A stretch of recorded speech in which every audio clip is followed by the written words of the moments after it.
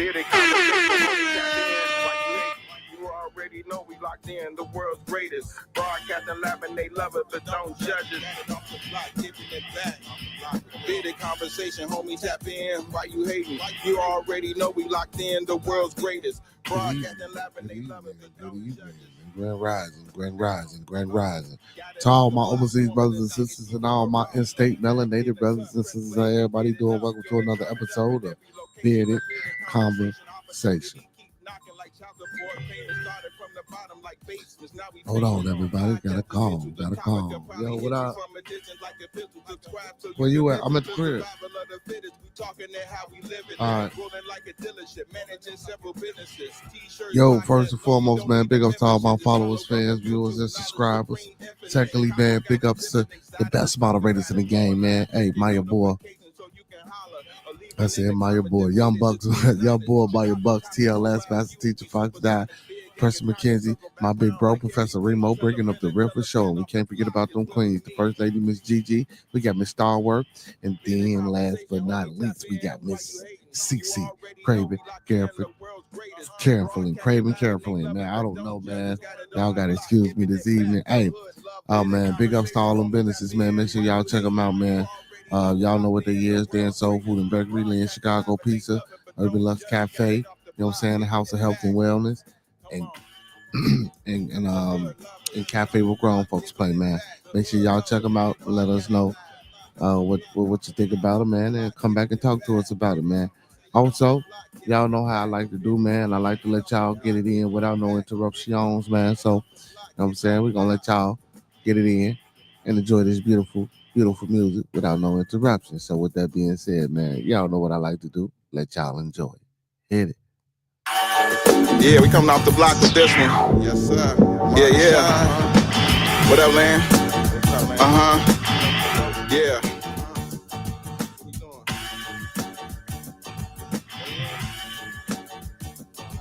Bearded conversation, homie, tap in. Why you hate?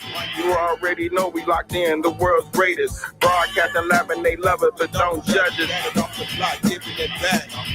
Bearded conversation, homie, tap in. Why you hating? You already know we locked in, the world's greatest. Broadcasting live and they love it, but don't judge us. Damn.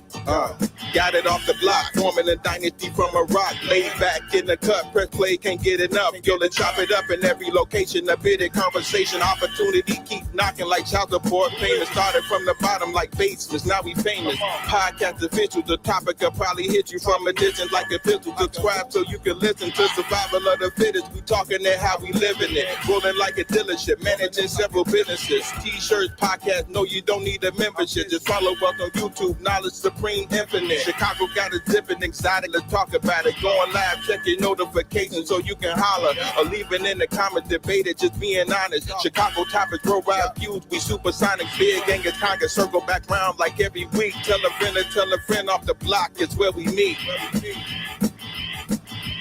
Bearded conversation, homie, tap in. Why you hating? You already know we locked in, the world's greatest. Broadcasting live and they love it, but don't judge us. Got it off the block, giving it back to hood lovers. Bearded conversation, homie, tap in. Why you hating? You already know we locked in, the world's greatest. Broadcasting live and they love it, but don't judge us. Got it off the block, giving it back. Come on. The hood lovers, off the block, giving it back. The hood lovers, broadcasting live.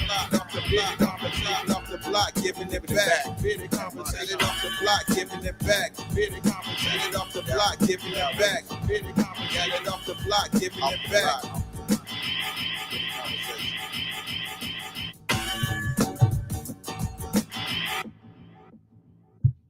Yo. Welcome to another episode of Bearded Conversation. I am your host, Beard Gangers Con, aka the Con Man, BKA Mr. BGK. How everybody doing tonight? Man. I'm late. You know I'm late. I do apologize to everybody for being late, man. I want to say, man, appreciate y'all for tuning in, man, for another episode of Bearded Conversation, man. Y'all know today is Toxiq Tuesday. I'm in the building, man. And let the people know on the reason because I ain't figured it out yet. The only reason the cam is off is because I seem to get more my feed seem not to be as choppy. When I got my camera off, I gotta check and see if I need to pay for some more gigabytes.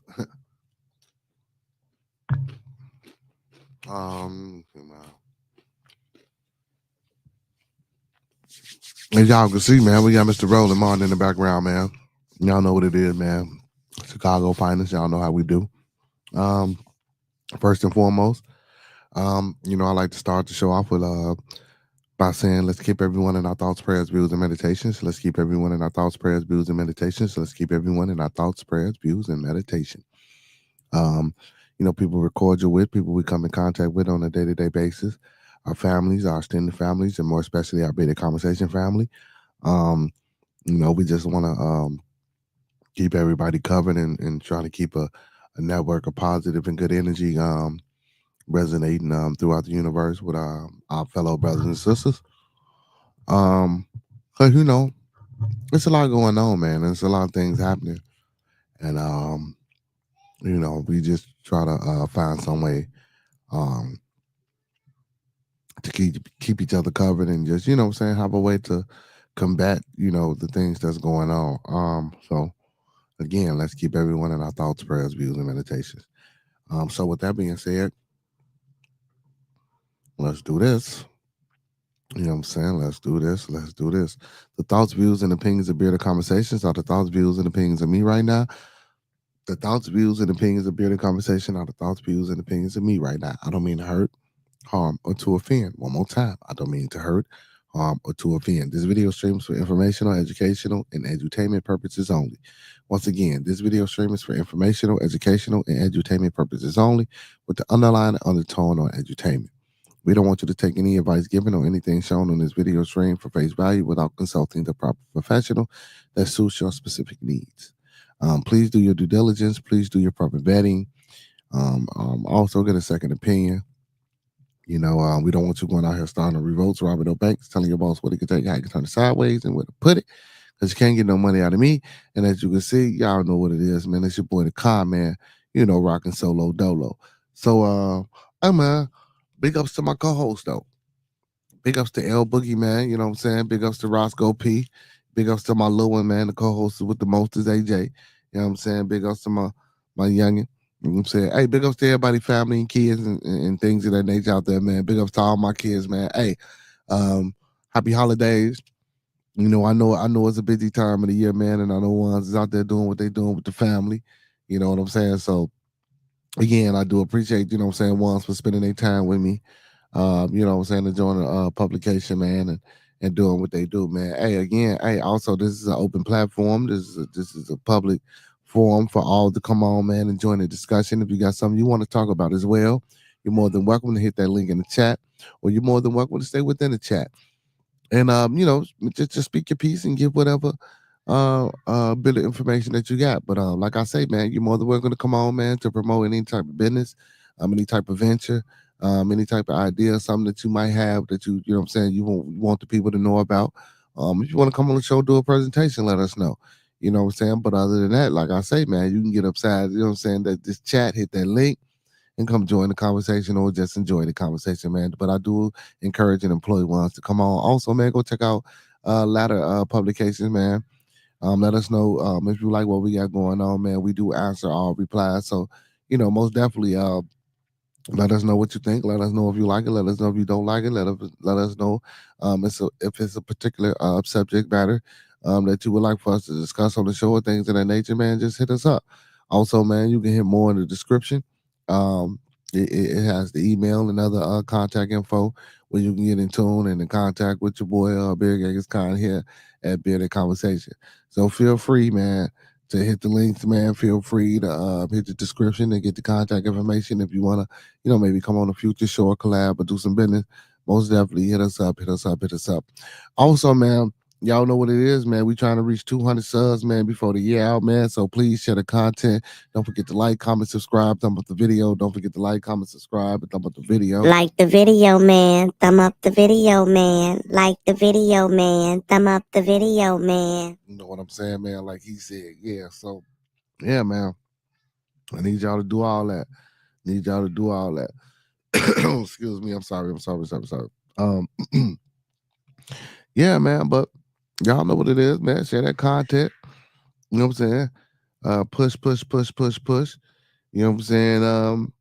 Man, y'all know I stay doing my thing out here in these streets and these social media streets, you know what I'm saying?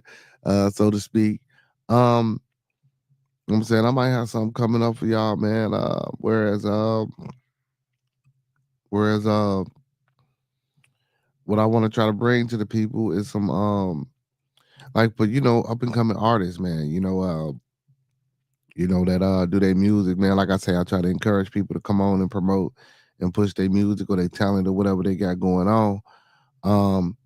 You know what I'm saying, man? I'm trying to get something together going with somebody, man. You know what I'm saying? Have a little show or something where people can come in and you know what I'm saying, drop their little music and send it to us, man. And we judge them, tell them what we think, you know what I'm saying? Tell them whether it's trash, ash, or if it's pat or if it passed.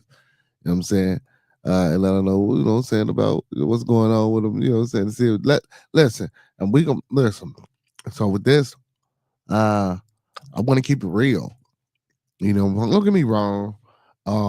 We ain't doing it. The person that I was talking, you know what I'm saying? Oh man, you know what I'm saying? Brother, man, the name of Chris Greasy, man. You know what I'm saying, man? If y'all want to, man, go check out the brother channel. It's called Planet Balls. You know what I'm saying? He an up and coming YouTube content creator doing his thing. So that's the young brother that I want to try to collab with and do this. You know what I'm saying? His name is Chris Greasy. He got a few other brothers, Whack Deuce and Do Breeze, you know what I'm saying? So we gonna try to see what we can do and what we can pull off, man. See if we can get some new content to the people. But again, it's about music, man. People, send us their music through email, wave file, or whatever the case may be. We play it, you know what I'm saying, and we give them our constructive criticism. You know what I'm saying? Like for real. You know, yeah, we ain't record execs and A&Rs, but we consumers and we know what we like to hear. And then the brother, he also do music too. He on the West Coast, he in Cali. So you know what I'm saying? You get a different perspective, man. You know what I'm saying? You get the West Coast perspective, you get the Midwest perspective. And we both respectfully do music or have done music or whether it's a hobby or whatever the case may be. You know what I'm saying? So man. So, something like that, man. So we trying to bring that to the people. So be on the lookout for that coming up. You know what I'm saying? A collaboration with Planet Boss. You know what I'm saying? So stay tuned for that. Hopefully we can excuse me, get that going. So man, go check it out, man. I was on the brother channel last night, man. It's called Planet Boss. That's the name of the station. Go check them out. You know what I'm saying? He ain't got too much content.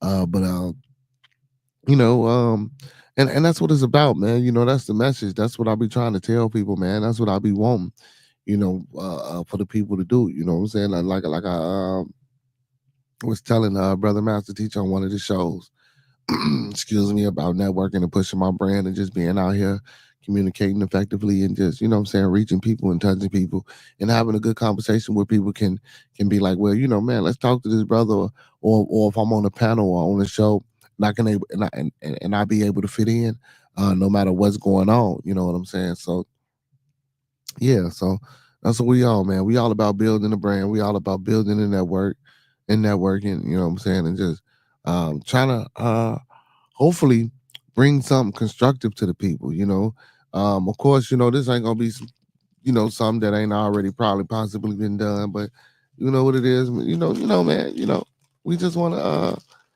do something for the people. So yeah.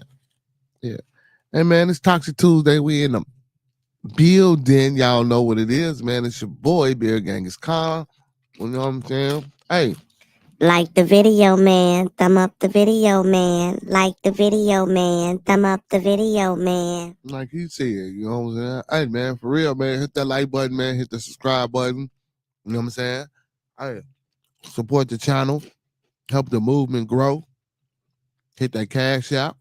You know what I'm saying? Y'all see it on the screen at the bottom.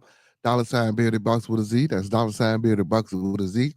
That's $ Bearded Bucks with a Z. Also, man, hit that cash app, man. That's PayPal hit that PayPal.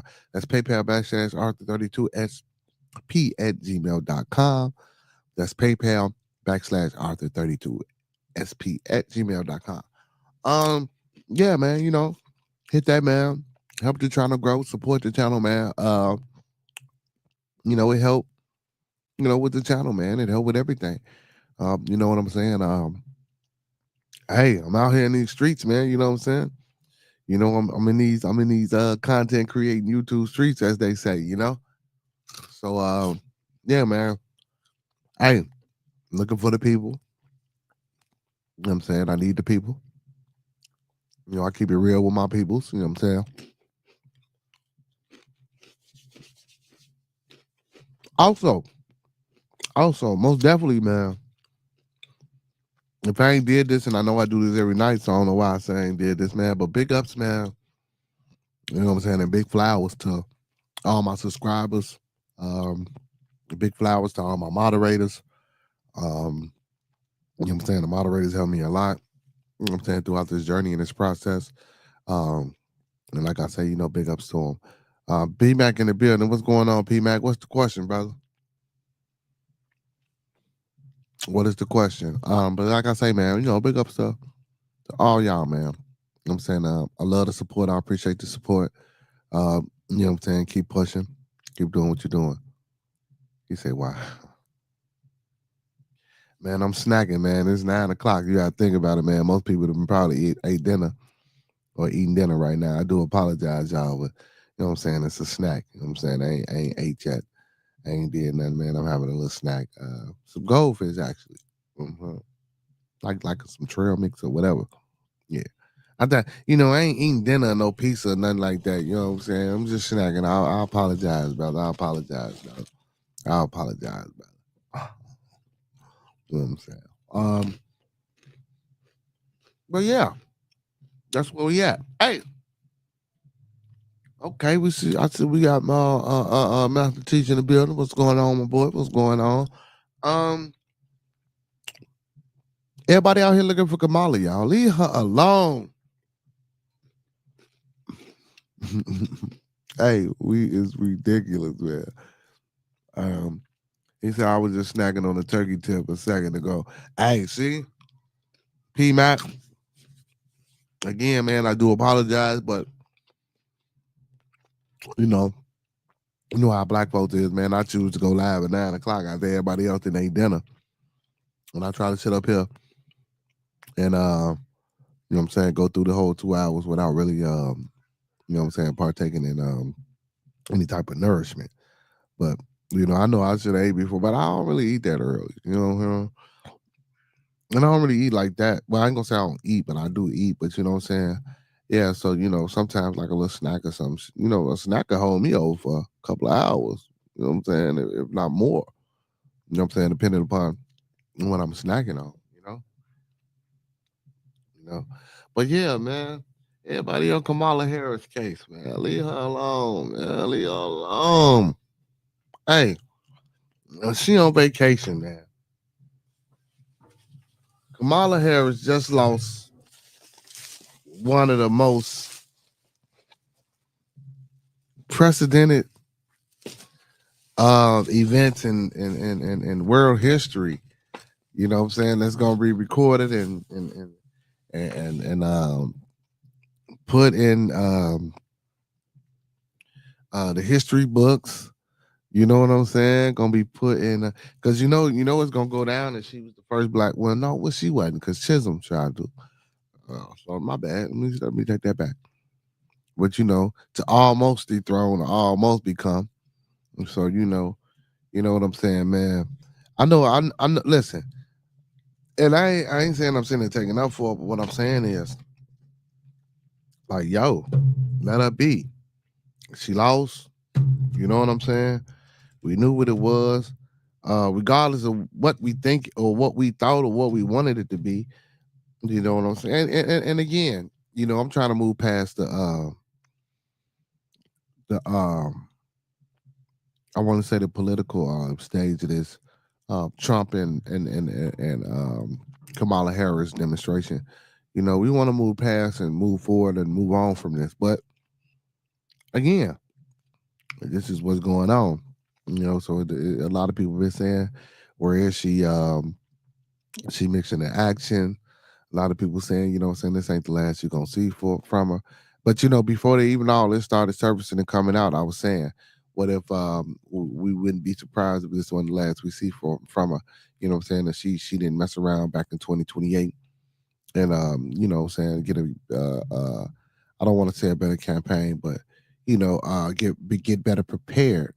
You know what I'm saying, for acquisition as far as running for the president and things of that nature, and get a developmental team and a research team, and what I'm saying, put on the right track, give her good speaking points, and doing this time off that she has, get certain things together and probably align herself with different morals and whatever she could be doing, but nonetheless, doing something to work towards a future campaign and rerunning for presidency. Good evening, Master Teacher. How you doing, bro? I didn't mean to have you on. I'm in the background. You all good, man? I was just checking in, bro. Okay. How was your day, bro? It was long, but I'm off work, so yeah, it was long. Yeah. It's these winter days, man. It's these winter days. These winter days that time that went back. So, it do be kind of gloomy and shit now. You know what I'm saying? Because it get darker quicker, and we just out here. So, yeah. But yeah, man. I'm talking about this Kamala Harris, man. I've been hearing this a lot lately. Out there in the air, bro. They didn't say she didn't disappeared and she didn't, what I'm saying, got out of Dodge, and a lot of people. Well, I ain't gonna even say a lot of people, but I'm going to say this. I'm pretty sure people thinking that she's ducking responsibility. Because a lot of people saying that they should be trying to get Biden out of office immediately, and before the president-elect Donald Trump take over in office, Biden then already got World War III started, and you know what I'm saying. He's gonna have Trump come into some BS. Listen, and then we get the people that say, well, shit, when Trump get in there, he gonna start it anyway. But for me, like I say, man, they say, reports say that she's on vacation. I'm talking about Kamala Harris. I say let her be. It really ain't a big thing for me. I really ain't checking for her. I really ain't looking for her. Even if I voted for her, bro, and she would have won the election, you know, um, if she was to took off or go away for a week or two, you know what I'm saying, for a celebratory type of deal or situation, that's what she do. You know what I'm saying? You know what I'm saying? Hey, if I win, I'm going to celebrate. If I lose, I'm going to celebrate. I think the American people, see, and that's why I didn't want to get, too just into the meat and potatoes with Miss CC as she ain't in the building. But, on my discussion, but I did this because, we did have a discussion on the latter episode about religion. And then I was talking about, and then like I say, I'm talking about this Kamala thing, so, and that's why I asked the question, can you be too emotionally attached to something, to a cause, to anything, and is it wrong or is it right for you to be so emotionally attached to something? I believe us as Americans, we're emotionally attached to Kamala, especially the so-called African American Negro. I believe, regardless of all the shit that was said or all the things that was spoken about her and against her campaign and the non-policy and the none this and the none that, I believe a lot of people in our communities, in our neighborhoods, or whatever the case may be, that look like us, because the numbers were astounding. You know what I'm saying? From the percentages of so-called African American males and women that voted for her, those numbers were astounding. Those numbers were shockingly, unbelievably factual than what I would have thought because of a lot of shit and a lot of support that Trump was getting out here. You know what I'm saying? I believe we just became and when I say emotionally attached, that color, that black thing, that woman thing. A lot of black men, even though, and even and sometimes, I'm gonna say sometimes, we all have points we all come through when we come through. I like to play devil's advocate a lot of times. But again, man, on a bigger scale or a grand scale of things, when Master Teacher get up here and say what the hell he be saying, he be facts. You know what I'm saying? It's just that you can't really, in my position, which I wish he would understand, you can't really go in on motherfuckers like that because I'm coming from I'm trying to have a journalistic problem. You know what I'm saying? I'm trying to have a build a network type of shit. So I just can't be like, yeah, that's my N word. He said, fuck you. And yeah, no, I can't do that. I got to be like, no, well, brother, and you know, you know what I'm saying? But I think a lot of I mean, and I'm saying what I'm saying about the Kamala Harris thing because I'm like, because we emotionally attached to this black thing, this African American thing. We emotionally attached to this woman thing, and I say it men specifically because we equate Kamala Harris as being a black woman, and I also spoke about how Charleston White said she didn't got no damn kids, and I didn't even know that, and I think I asked that question on here before. Do people think that would make a difference in the way that she would rule and run on her presidency? Because she don't have any kids. How could she be loving, inviting, and warming and embracing to families and things of that nature when she doesn't have a family, when she got a ready-made, put together already?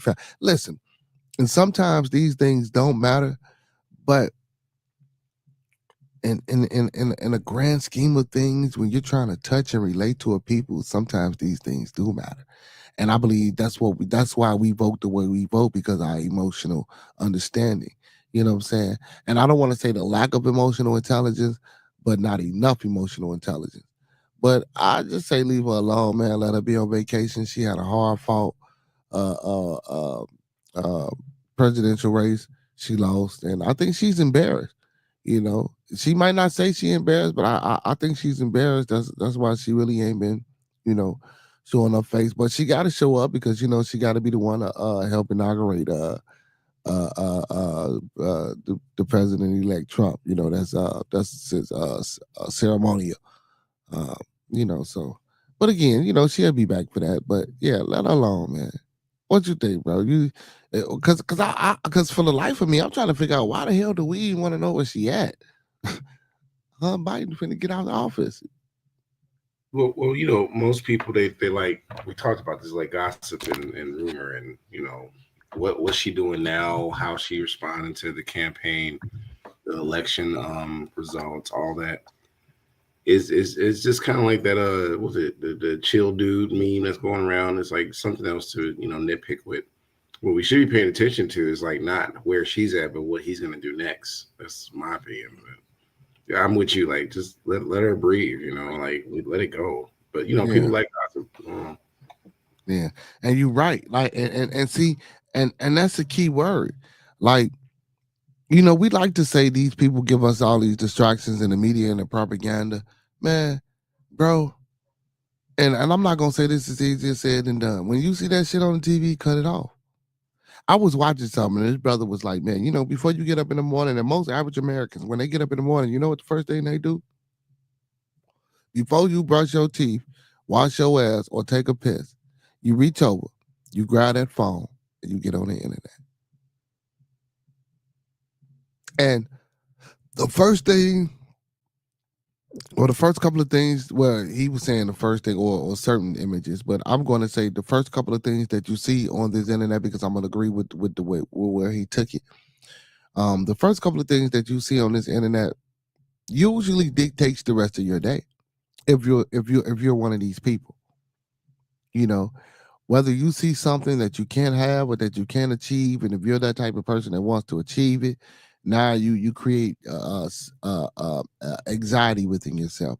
Or if you're a person that sees things that you want to achieve, and you're a hustler, you're a go-getter, now you really going, the certain things that you can see, because we're visual people, and that's another thing why I was saying about the emotional attachment to Kamala. You know what I'm saying? Regardless of whether people thought she was black, white, yellow, brown, blue, Indian, Asian, or whatever the hell you thought she was, a lot of people that voted for her, what I'm saying, as far as we want to talk about, we're going to stick with our ethnic group. a lot of us voted for her. And I believe, that vision of her looking like a black woman, or that vision, or hearing and understanding that, she could possibly be. And it's sad to say that this is how we pick candidates and how we choose to be involved in politics, which is sad, man. I believe we should become more aware, man. I can't push this enough about, what I'm saying, this social science for dummies, man. Go get the book, go pick it up.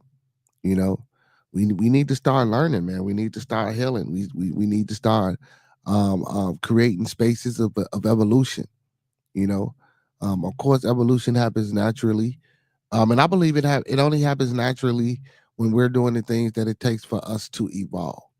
That's when it's a natural evolution process. But if it's a stagnant or something, something like that that's stopping that process. Sometimes you need a little kickstart. And for us, we need a whole hell of a lot of kickstart, man. A whole hell of a lot of reprogramming. But I do agree, man. What is he going to do next? Whether you voted for him or whether you didn't vote for him, we need to be trying to figure out what he's going to do next and what's our next move. And how many of us made that plan? Like I was saying, what's going on, man? You okay?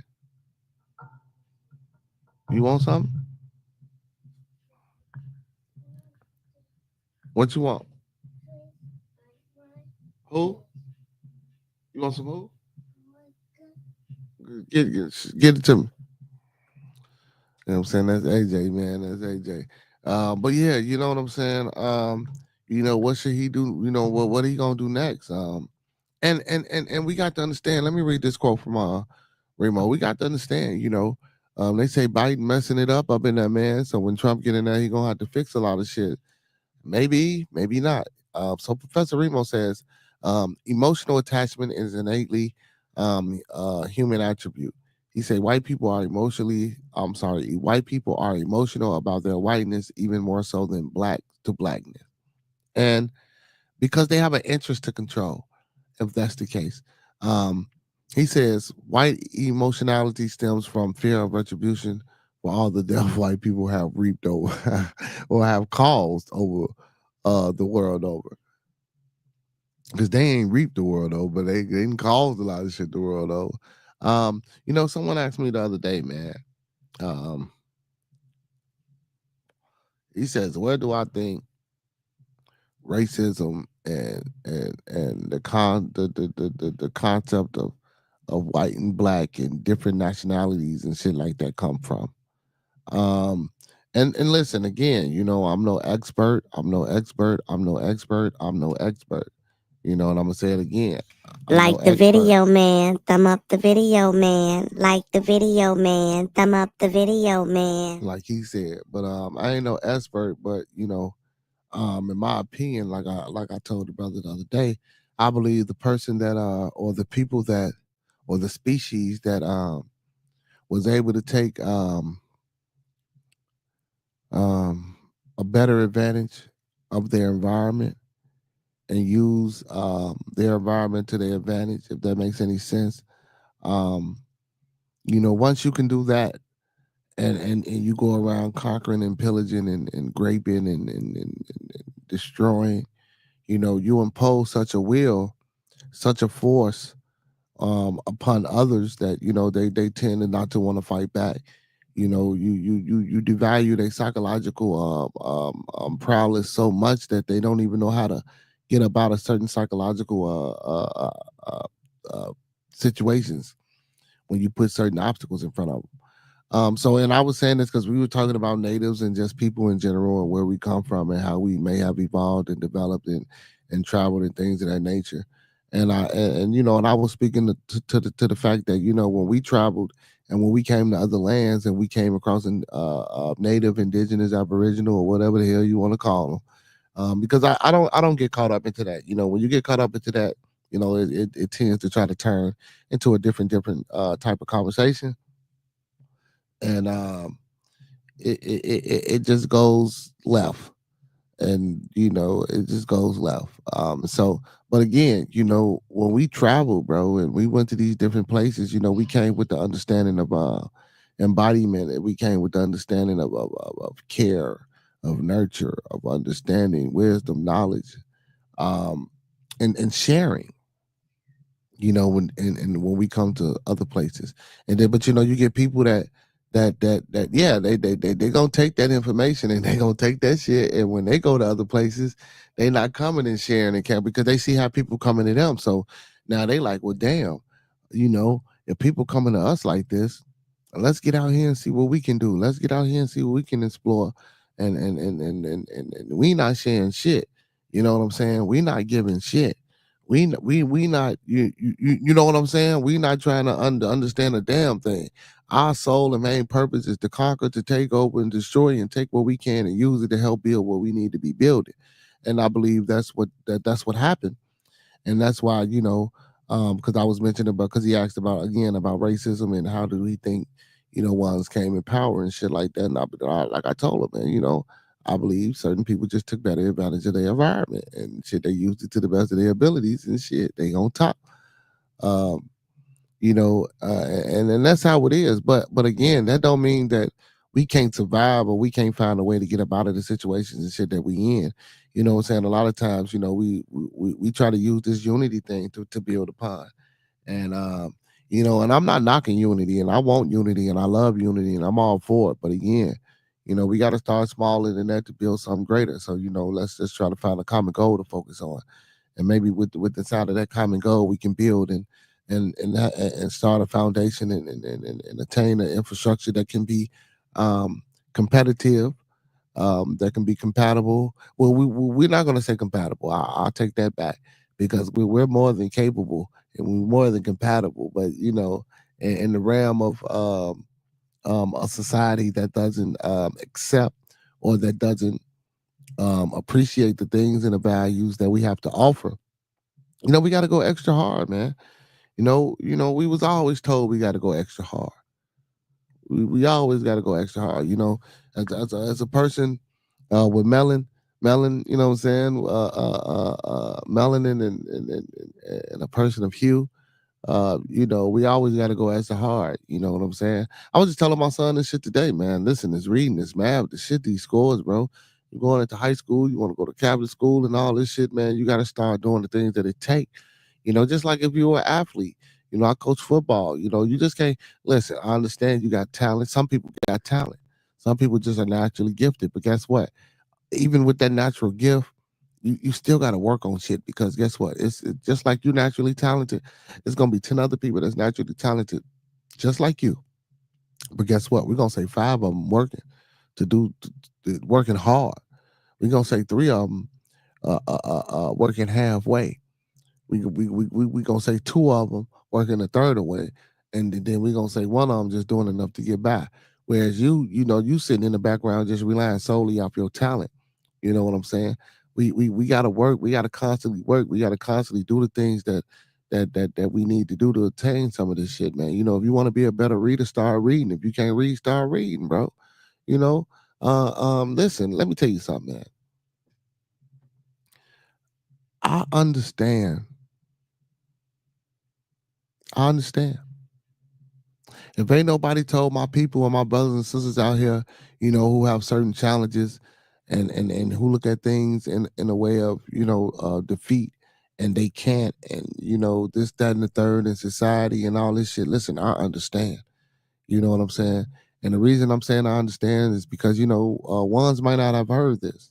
It's a process when we trying to build these things. We always, we come up here to conversation and we talk about a lot of things and we talk about, the things that we can do and we talking about the things that we implement to get done. And we don't necessarily always go step by step through that process or through that plan. But this is part of the process, letting them know that we understand, letting them know that it's okay. You know what I'm saying? And that we here for you. You know what I'm saying? And help is close by. You know what I'm saying? Even for those that's emotionally attached to their cause, help is all because even within that, because like I said, that's my meat and potatoes. You know what I'm saying? People that's emotionally attached sometimes, like the conversation we had the other day. When you're emotionally attached to certain things, man, especially shit like religion, and religion is and it's Toxic Tuesday, and I get it. You know, some people have their beliefs about certain shit, you know, and that's understandable. Certain people have they cultures and things that they do that's tradition. I get that. But man, sometimes, you know, you can't be that way when you have listen, it's a billion mother out here. And you mean to tell me you can't have a conversation about something and someone disagrees with you without you getting upset because you're emotionally attached to your cause and you trying to push and get people to understand and realize what you're saying? Listen, bro, it don't always work like that. You know what I'm saying? Now, if we conversate to a point where, you know, I'm trying to understand or we're trying to get the gist and we're trying to do shit, you know, work it out or hash it out. Yeah. But you so emotionally attached, you don't even see the point or the part where we're trying to actually work this out or where we're actually trying to understand and see and internalize what you may be talking about. You know, and I'm not knocking on anybody, man. You know what I'm saying? I ain't trying to make this seem like I'm making a you know a part two of yesterday's show, but I just noticed that with anything and everything, you know, even myself included. You know, sometimes, you know, I didn't have to step back, or, you know, I didn't see where not in the present, but, you know, in the past where I didn't see where, you know, I was emotionally attached too much to a cause that didn't make no sense. Well, I'm not gonna say it didn't make no sense, but at that point in time it did. But, you know, when we're looking at, like I said, like I mentioned a couple of times earlier, you know, the grand scheme of things. You know, when we look at the grand scheme of things and we start figuring things out, you know, man, that emotional attachment, man, listen, it's a difference between being emotionally attached and having emotional intelligence. Because you should be emotionally intelligent enough to know that you shouldn't be emotionally attached to anything. You know what I'm saying? See, that's part of it. You know, and these are some of the things that we need to start teaching our adults, our children, you know what I'm saying, our youth, our adolescents, you know what I'm saying, our toddlers, our babies, you know, our middle age. You know what I'm saying? And I believe, master teacher, that's what that damn phrase. That's why you can't teach an old dog new tricks type shit. Because, you know, people be so emotionally attached, just stuck in their ways because, you know, this would make them feel good. Like Brother Remo said, man, when he asked that question about happiness being confused as comfortability. You know what I'm saying? Yeah, because we emotionally attached to being comfortable. What happened to get the little with getting the little and the tools and fuse that we get, you know what I'm saying? Which keeps us which keeps us comfortable. And in turns, that makes us happy. Because if we can be comfortable with something and not have to worry about too many things, the shit that's going on. And again, y'all know how I open up, man. Let's keep everyone in our thoughts, prayers, views, and meditation because there's so much shit going on. But man, you know, when you get those little things, bro, they keep you comfortable. You know what I'm saying? And now that you're comfortable, you're happy because you believe, well, look, I'm in a place of stability. You know what I'm saying? And that's what we look for, stability. You know, even within anything we do in life, you know, whether you're a man, woman, or child. You know, if you're a child, you look for that stability, that security from your parents. As a woman, you know, and if you're not looking for that stability as a woman or as a child from the more, I'm not going to say the latter, the more, even though that's not a word, but, you know, from that prominent figure or that figure that's supposedly or that should be in your life, you're doing something wrong. Again, because now I'm gonna speak to the women, because even as a woman, you're looking for that security, you're looking for that stability, you're looking for that man who can provide and lead you, you know. And if you're not doing that, you're doing something wrong. And a lot of times, you know, we so emotionally attached to an idea, um you know, we don't want to step outside of that, and we don't want to take accountability and take the responsibility to accept the fact that, look, but damn, I'm as a woman, I'm speaking as a woman, um you know what, damn, you know, I do need stability and I do need security, and this is what I want. But am I really doing the things to get the things that I want, or to get, or am I really out here being the person or being that, or playing that role? And I don't want to say playing, or knowing that role, and partaking in that role to be a significant other or a male counterpart, and play that role or that position in his life, to help ease, you know what I'm saying, the things that he's going through. And as a man, even as a man, we don't necessarily look for stability and security because we're the one that's always that's that's that's that's uh that's gang with the task of providing that security and stability. But even as a man, we look for that security and stability within a family, or that stability and security within a woman that you can come home to and you can talk to, whether it's a lustful or sexual type of thing, because that's part of it, but not all of it. Or a woman that that cater. I don't want to say cater, but a woman that takes care of you, that listens, that knows how to, speak and do the things that she needs to do, to trigger you to become a better person, have your meals ready and things of that nature, and vice versa. We can do this for each other. I don't want to necessarily try to gender switch or swap the roles or make it seem like women are supposed to be butt naked, bare feet in the kitchen. That's not what I'm saying. And I'm just saying, understanding the role and understanding your part in this security and stability in the place that you need to be. Just like in mathematics, we got the ones, the tens, the hundreds, the thousands. It's a place that's set. It's a decimal there. You know what I'm saying? You as a woman, you're supposed to be that decimal in that place. You know what I'm saying? And then the children are supposed to just add value to it. You know what I'm saying? I don't want to try to equate family in life to mathematics, but it's facts. That's what it is. Just like Master Teacher spoke about it the other day when we was talking about letters and things of that nature, and everything being math. You know what I'm saying? Shit, 1+1 is 2, man, plus woman equal child. You feel me? If you procreate, I mean, and not just on that simplistic level, because that was simple, but we can get deep and metaphysical into it, and bring it back and see how it correlates and fits into these relationships and things that we have going on. I'm talking about from Trump to Kamala, to the small shit that's going on in your neighborhood, to the violence that we see that's projected, to the propaganda that we see, to the certain people who we know run certain organizations and things. And I mean, it's a lot, and I just think, bro, we don't take the time out to really uh, uh, uh, realize that sometimes we can be too emotionally attached to a cause or too emotionally attached to something. You know what I'm saying? And because usually when that happens, we start to hurt, or we start to get hurt, and instead of helping, we do more damage, and cause more damage to a situation than what's necessarily needed.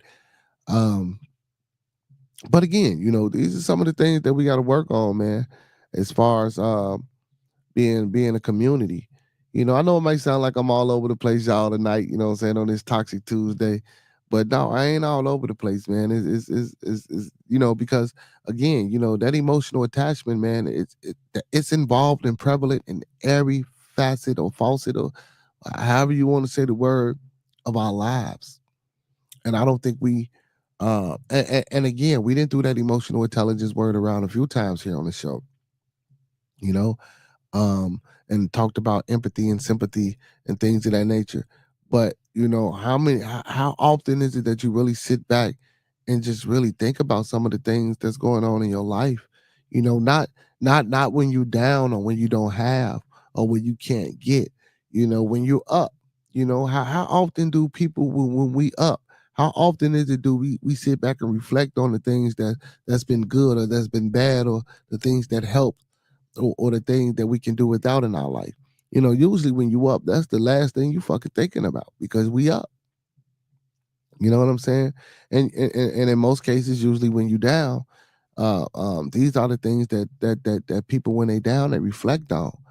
And you got to have this type of resilience and consistency, and just the wherewithal, the motivation and inspiration to just keep going. Because usually when most people down, man, and they get to thinking about these type of things, and they get to come into these revelations, it's hard for motherfuckers to get back up.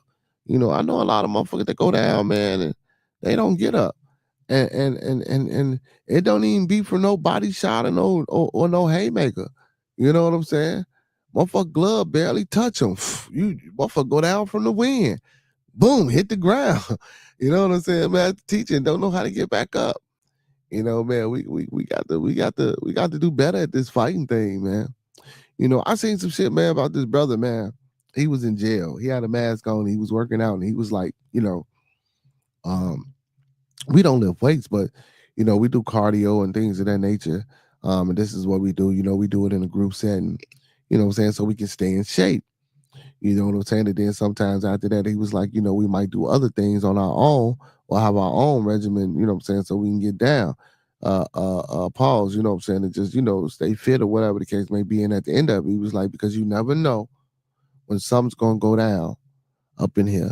And we want to be able and we want to be prepared to defend ourselves and know that we can, you know what I'm saying, withstand the battle or whatever happened. And I'm looking at this shit like, but you know, but that's life. That's life. You know, that's how those brothers looking at it from inside of a penal system, but that's life. Even when you outside here. You know, I tell my sons all the time, you know, they play ball and shit like that. You know, they work out, you know, and even my kids that I coach, you know, man, don't just come here and do this shit. You know, when you get home, man, practice this shit. You know, do your exercise, stay eating right. You know, stay, keep your mind fresh. You know, because you never know when something's gonna happen, when you need to be able to move quick or do certain things. You know what I'm saying? Or when you have to run and get away from a situation. Yeah, I'm gonna say it again. When you have to run and get away from a situation. You know what I'm saying? Hey, guess what? You know, I've been watching a lot of martial arts movies, man. Guess what they do? When they get beat or they come across one of them kung fu masters, man, he kick their ass a few, you know what I'm saying, a few minutes. Man, motherfucker come through, save them, boom, they get up out of there. You know what I'm saying? And when they get up out of there, guess what they do, man? I don't know for once they watch Dragon Ball Z. They go, a master teacher know what I'm talking about, man. They go get in that hyperbolic chamber and they go start studying. You know what I'm saying? They go start practicing. They go start perfecting their craft. You know what I'm saying? They go from students to masters. You know what I'm saying? You know, through time, evolution. You know, and then guess what? You know, they get back out there on that journey and they go find that motherfucker who put that belt to ass, feel me, pause, and they get up with them. And they like, come on, let's go. I'm prepared now. You know, you caught me off guard, or you caught me when I, you know what I'm saying, was lower at a low point or at a low time, or you caught me when I didn't know much. You know what I'm saying? Now I'm man, I'm studied and man, and well approved now. You know, I'm proficient and sufficient. You know what I'm saying? Let's get it. You know what I'm saying? And usually, you know, that brother that goes off and take that time out to put the time into himself and his craft, you know, he usually come out on top. You know, I know how the martial arts film go. You know, it's a life lesson in everything, man. You know, it's a life lesson in everything. Brother Remo says, I have yet to celebrate victory. He say, I'm always thinking about whatever is next. And you know, and ain't nothing wrong with that, bro. You know, and we should always be thinking about what's next. We should always be thinking about what's next. You know what I'm saying? That's part of the planning, that's part of the process. You know, especially like so when you start putting things together and the picture starts forming, you know what I'm saying? Sometimes, or you ever watch this game show, bro, where they answer questions and then they start taking pieces away and the puzzle might pop up, or just like Wheel of Fortune, you get certain letters, and then you know from them certain letters that pop up, excuse me, your brain start formulating it and figuring out, oh, okay, this could be that. You know what I'm saying? That's what you're supposed to do. You're supposed to always thinking about what's next. But I do want to tell people, um, that's a good thing to do, but also take the time out to understand and realize and reflect about what's going on now, what's happening now, or you know, take the time out to reflect on what you have done now, or what you done created now, the thing that you're doing now. You know, a lot of times we get a lot of these ideas in our head, bro, and we try to do too much without sitting still and focus on the focal point of what we done did now, you know, and master that, take care of that. You know what I'm saying? And I'm not saying that you can't do that. And you might be a person to whereas, you know, once you accomplish this, you know, you're thinking about what's next. You know, you're thinking about the next move, the next steps that you could take to better yourself or to move on or whatever.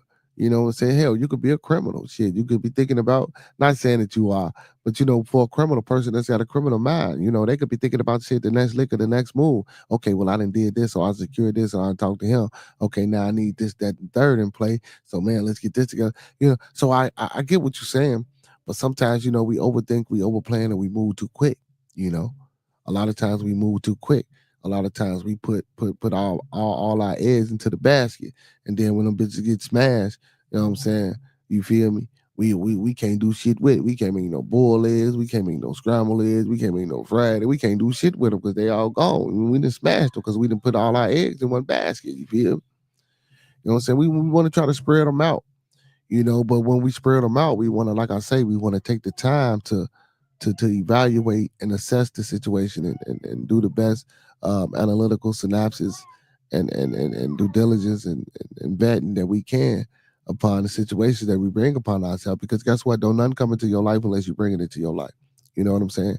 Even if some shit just pop up in your life and you like, well, shit, I ain't never had to. Listen, if you deal with it, goddammit, you done brought it and you let it in. Hey, that means you let it in your life. You know what I'm saying? You ain't necessarily let it in, but if you gonna sit there and give it time and give it energy, you know what I'm saying? You're letting it in. So, but if you do that, you gotta be understanding of the fact that you need to be really focusing on figuring out, okay, well, why did I let this in, or why did I let this happen? Okay, well, what are the things that I can do to not let this happen? That's if you had a negative outcome from it. But even if it's a positive outcome, you still want to go through these things. You still, and I guess that's another one of those humanistic nature things that you was talking about, Professor. Because even as a people, even when we create things that are good for us, or we make things good for us in our lives, sometimes you get the people that question, well, I'm too good for this, or this shouldn't be happening for me because damn, I don't deserve this. You know what I'm saying? We got to get out of that shit too. You know what I'm saying? There's some good shit happened to you, man. It was meant to happen to you. Take advantage of it. You know what I'm saying? Take advantage of it, move on, hold it close near and dear to you, man, and work. And work. But yeah, man. Um, Emotionally attached to certain things, man, it can be harmful. Um, it can also be a instrumental tool, um, to understanding, or getting better in your emotional intelligence as well. But again, sometimes this can happen from one person, or sometimes this person might need a mentor or some type of other guidance, to help assist in that matter. You know what I'm saying? And hopefully, man, like I say, that's what we here for on this channel, man. Open forum, open platform. We let ones get it out, let ones grieve or anything of that nature, man. So and listen, we have general conversation, man, and discourse, man, and we bounce ideas off each other. Sometimes, you get a little, what I'm saying, hey, this is one of the toughest environment on YouTube. You know what I'm saying? I know it's other tough environments, but I like to think that, what I'm saying, my platform is also another tough environment, You know what I'm saying? Man, I like to think that the brothers and sisters that's on this platform, and we choose to go to other platforms, with the information and knowledge and network base that we got and the shit that we push between each other. If you go on another platform, if you wanted to say something, get into somebody's chat, I know we can hold it down. I know we can do whatever we need to do. You know what I'm saying? Even me as the host, you know what I'm saying? Even Master Teacher is one of the best moderators in the game. When we go other places, whether they understand us or not, we still get up there, we say what we gonna say, do what we gonna do, speak how we gonna speak, and stand on it. You know what I'm saying? And what I mean by stand on it, because I know, people be standing 10 toes down and say, yeah, stand on it, stay in your square. You know what I'm saying? Don't get off your pivot. Don't move, don't rotate, be convicted, be committed. You know what I'm saying? Be committed, be convicted. You know what I'm saying? And while you doing that, while you being committed and convicted, also know within yourself, man, and keep these principles in this mantra, because these are some of the most important components that you can have in life. You know what I'm saying? The peace, the love, respect, the motivation, and inspiration. You know what I'm saying? Because you got to think about this. Even without everything that we do, we want to know if we're bringing peace or if something is bringing peace to us. If we're respecting or if somebody's respecting us, if we can motivate or what you're doing is motivating to me or inspiring to me, or can we inspire? We hear these words, and I say these words every day here: love, peace, respect, motivation, and inspiration. We need to start taking, again, man, words, these spells, the things that we say and how we use them in context. We really need to listen to each other and listen to the things that we say and practice that love, practice that respect, practice that peace. Even the motivation and inspiration part. And the only reason I say even the motivation and inspiration part, because you might need motivation, or your situation or and the things that's happening and going on with you can be motivating or inspiring to someone else. You might not know it, or you might not see it that way, because you dealing with a trauma, or you dealing with an event that you might think is too much for you to handle or bear. But guess what? Someone else might see that, and someone else might take something from that. You know what I'm saying? I say all the time, we be dropping them jewels and gems on here, and you better take heed to it and open up your ears and use your listening ear, which is one of your precious jewels, and take heed to this knowledge. You know what I'm saying? But everybody ain't I don't want to say everybody don't know how, because I mean, we know how. Is I believe it's all about the acceptance or refusal. You know what I'm saying? Acceptance or refusal. And even within acceptance, you still have to learn. Even within refusal, you still have to learn. You know what I'm saying? And I think we just listen to the shit we say, man. Because I be up here, man, and I be watching some of these, man. This shit, like I was on somebody's channel, man, and it's crazy. And I'm gonna read this quote from Remo. And it's crazy, man. I was on this channel, man, the other day too, man, and she was talking about how all the presidents has been Masons, and it's only been 14 presidents that's actually been Masons. How the Masons started out the major religions, and fallacies, lies, bullshit.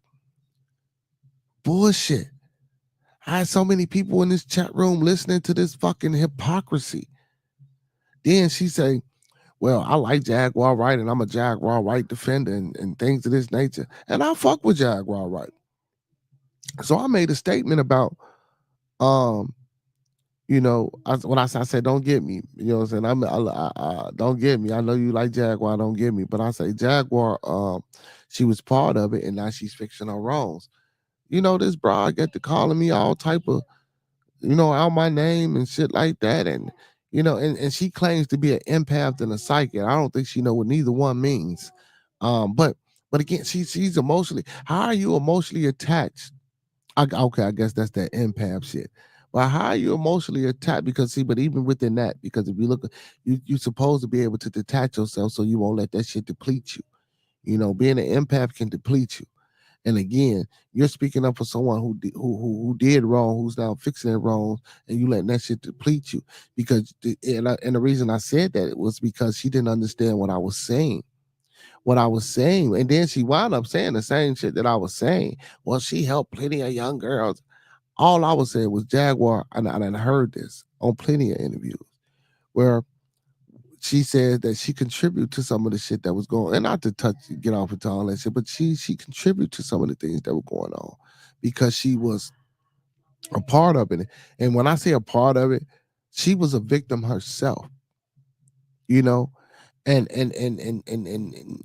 by her being a victim, she was able to come up out of that and start having victims.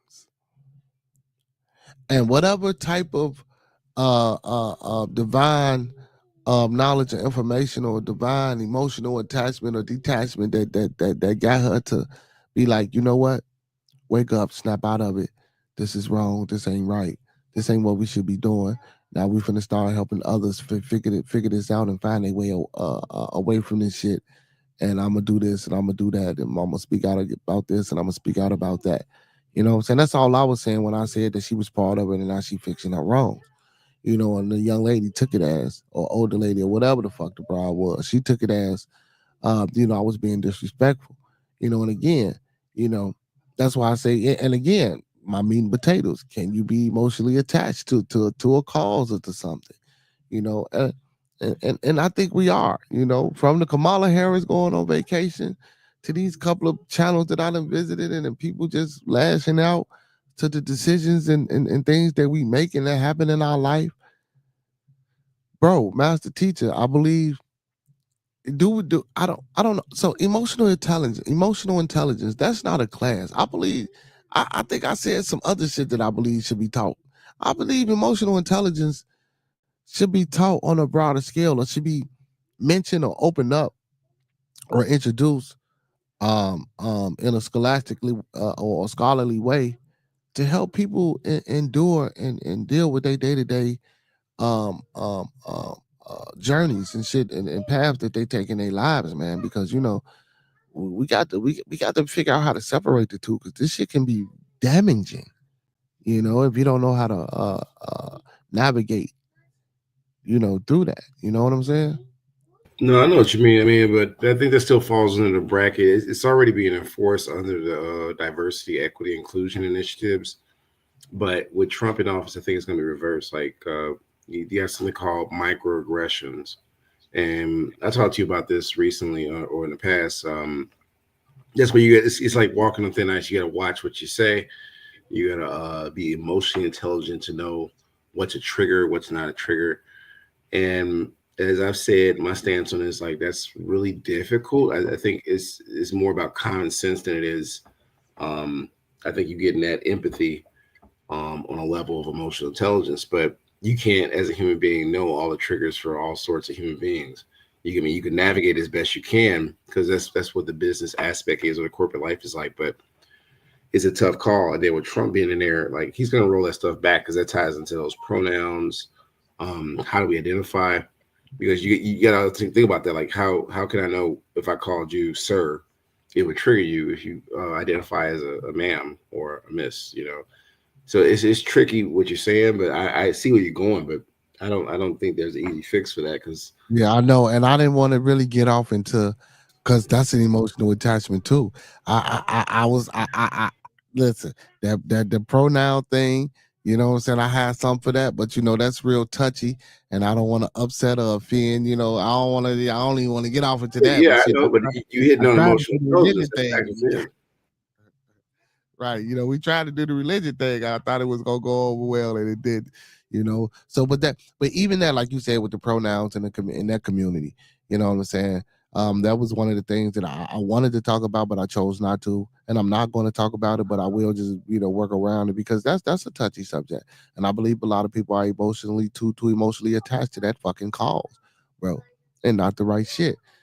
So Professor Remo says, Professor, y'all know what it is, man. It's time for Bearded Conversations. Professor Remo's quote of the motherfucking day. The clearer a man's knowledge, the clearer a man's knowledge, the more intelligent he is, the greater his suffering. The man endowed with genius suffers more than anyone else. Arthur Schopenhauer or Schopenhauer. I'm gonna read it one more Yeah, you time. said right, Schopenhauer. That's an old philosophical quote too. So good stuff, Read Remo. it, read it one more time.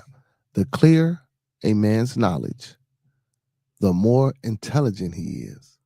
The clearer a man's knowledge is, the more intelligent he is. The greater his suffering, the man endowed with genius suffered more than anyone else. Again, Arthur Schopenhauer. Schopenhauer. Quote of the day by Professor Remo Williams, brought to you by Bearded Conversation. Most definitely, man. You know what I'm saying? So, and that goes to show you, look at the professor, man. The professor had to go borrow some shit today. Hey, y'all. And I want to tell y'all, man, hey, all them quotes, them usually be originals. You know what I'm saying? The professor usually drop originals. You know what I'm saying? He must got a paper or something, dude. You know what I'm saying? Because he usually drop originals. You know what I'm saying? Original artwork and shit. You know what I'm saying? He must have a paper or something, dude. You know what I'm saying? He had to pull up something real quick about the motherfucking repertoire. You know what I'm talking about? But yeah, man, this emotionally, man, because this shit been So it started, like I say, with the conversation that we had about the religion, and then just later, for the rest of the night, man, just venturing out and like I say, I joined a few lives and had a few discussions, and also just watched a few things and just was listening to how people interact and engage, and just was went outside, took a walk, what I'm saying, fresh air, and just listened to people and just was seeing people and how they react, and just listened to some of the and just listening to some of the conversation that other people were having, of course, without getting involved.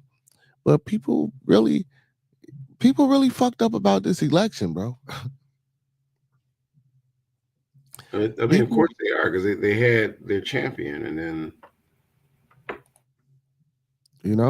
they really fucked up about this election, man, and the things that's going on. And then I know I stated a few times, man, Trump will have us talking about some shit all 4 years in office, but honestly, no, man. If we give it that much, um, if we give it that much, I don't even want to say power, but if we give it that much attention, then we give it that much power, give it and, too much. we let that shit overtake us. Um, but moving right along, man, you know what I'm saying? That was my meat and potatoes, man. I just wanted to talk about this emotional attachment and shit that people have. Hey, so TD Jakes is in the news, y'all. Brother TD Jakes, the pastor, the preacher. Hey, I was watching some brother, man. Um, and he was talking about TD Jakes, Marvin Sapp, Donnie McClurg, Tyler Perry, all this false preacher shit, all this shit that they done done. He knew a few of them. He done took a trip to TBN. He watched some of them get ordained falsely and all this shit. Hey man, he was telling it, man. A lot of people. I want to know why everybody come. Well, I ain't gonna say everybody coming out, because a lot of people um was doing this out and shit and trying to talk about certain shit. But now I guess that's the thing now. You know what I'm saying, man? As a teacher, I guess that's the thing, and motherfuckers are just coming out with it.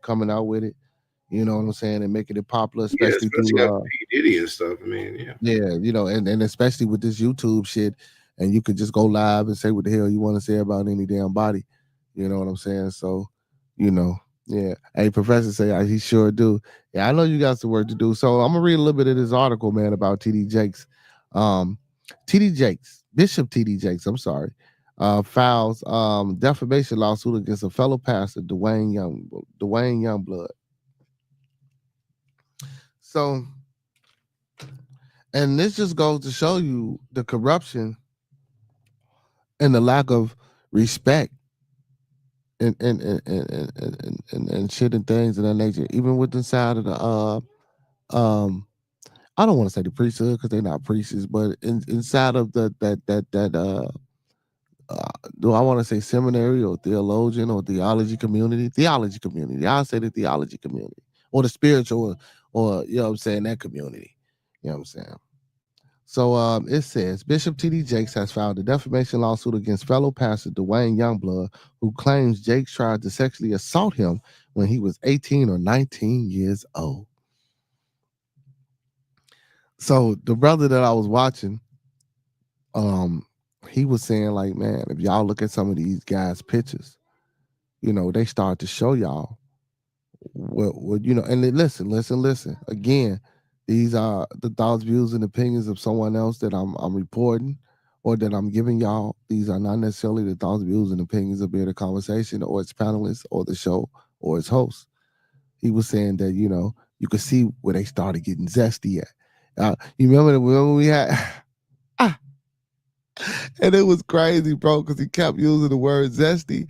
And I remember the conversation or the situation, what I'm saying, that took place with you in that word. You feel me? And I was like, damn, motherfuckers using zesty hard as hell nowadays, bro. And the first time, and don't get me wrong, we done heard that word before, but when you told me about the situation, we walked the bell that happened. You know what I'm saying? And I'm like, damn, you know what I'm saying? But now that shit's just coming. Everybody's zesty nowadays. But that's fucked up, man. 18, 19 years old. I don't know if it's true or not. This is allegedly. This is the article now. So, according to the New York Post, Youngblood made explosive claims against the 67-year-old beloved speaker on an episode of the Larry Reed Live podcast back in October. He alleges Jake tried to groom him and also hug and try to kiss him. The New York Post also reports that Youngblood and his attorneys, Tyrone Blackburn, who represented Lil Rod in his lawsuit against Sean Combs, oh my goodness, demanded $6 million from Jakes in order to resolve this matter quickly and privately, according to a November the 15th legal filing. So today is like the 26th, so that was like 11 days ago or something like that. So he stated that if Jakes didn't cough up the cash, he'd sue him for sexual assault and harassment, leading the bishop to file a defamation lawsuit against Youngblood in the Pennsylvania federal court. Jake's attorney alluded to the fact that the stress surrounding the lawsuit might have contributed to his medical emergency this past Sunday in their filing. So supposedly TD Jakes was rushed off to the hospital and had to go to the hospital. So now I guess he's saying because this brother trying to sue him for $6 million is stressed him the fuck out, man. Get the fuck up out of here, man. And man, if y'all Google TDJ, man, that man got so much money, man. $6 million. He can get that man $6 million and still be good. You feel me? And don't get me wrong, I ain't saying it like that though, because motherfuckers do come out the woodworks. But then you gotta ask the question, shit, what was he doing in Diddy parties? Why the fuck is he letting Tyler? And a lot of people don't know this. So back in 2011 or 10 or 11, back August 20th, that's the day before my birthday. Back in 2010 or 11, Tyler Perry became an ordained minister. So for everybody that was out there talking shit about how he laid hands on TD Jake and he fell out and did all that hocus pocus shit, I know disrespect, but you know what I'm saying, that's just my descriptive insight on the events that took place. You know what I'm saying? When he laid hands on TD Jakes and he get to falling out and shit, the people was like, why the fuck is Tyler Perry? So for one that don't know, back in 2010, 11, Tyler Perry did become an ordained minister. So, I guess it was justified and he had all rights, you know what I'm saying, to come up with TD Jakes' church if he was invited by the head pastor to, lay hands on him. And then also, it was a spectacle. It was a show. It's entertainment. You know what I'm saying? Most definitely. Tyler Perry is a prominent so-called black figure in Hollywood, you know what I'm saying? And that brings a lot of prestige. And of course, on top of that, we all know who Bishop T.D. Jakes is before even all this defamation of character or all this P. Diddy shit came out.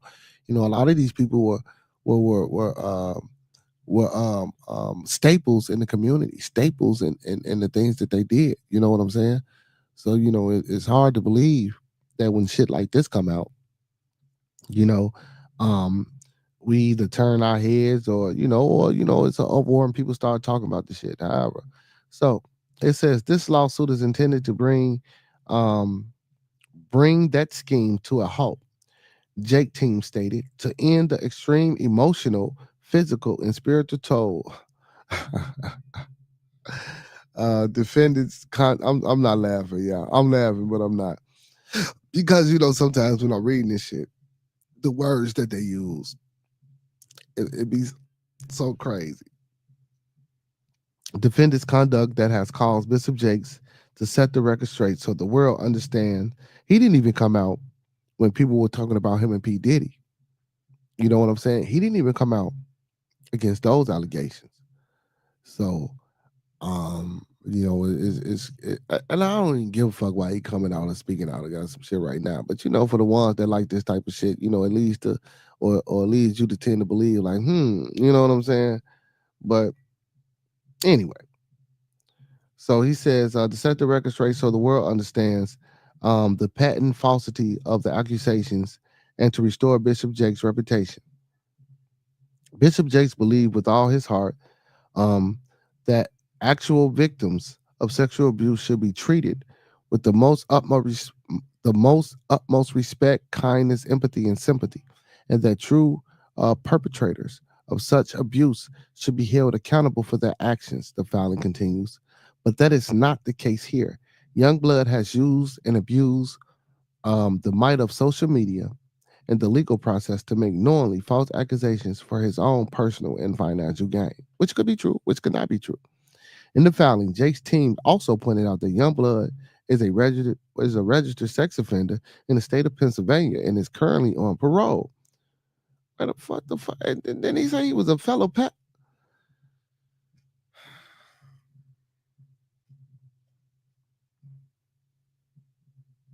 Okay, so let me go back up to this title. Bishop T.D. Jakes files a defamation lawsuit against fellow pastor Dwayne Youngblood. I thought it said fellow pastor.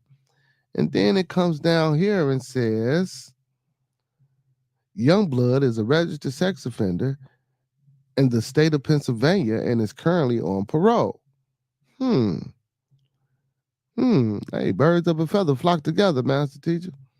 Nah, I ain't gonna say that because that ain't necessarily true, but shit. In this world, I guess so. So it says, according to the New York Post, they have verified that Youngblood had previously pled guilty to sexual assaulting at least 2 teenage boys. He now claims to be reformed and even published a book, Freedom from Homosexuality, No Longer Living the Lie.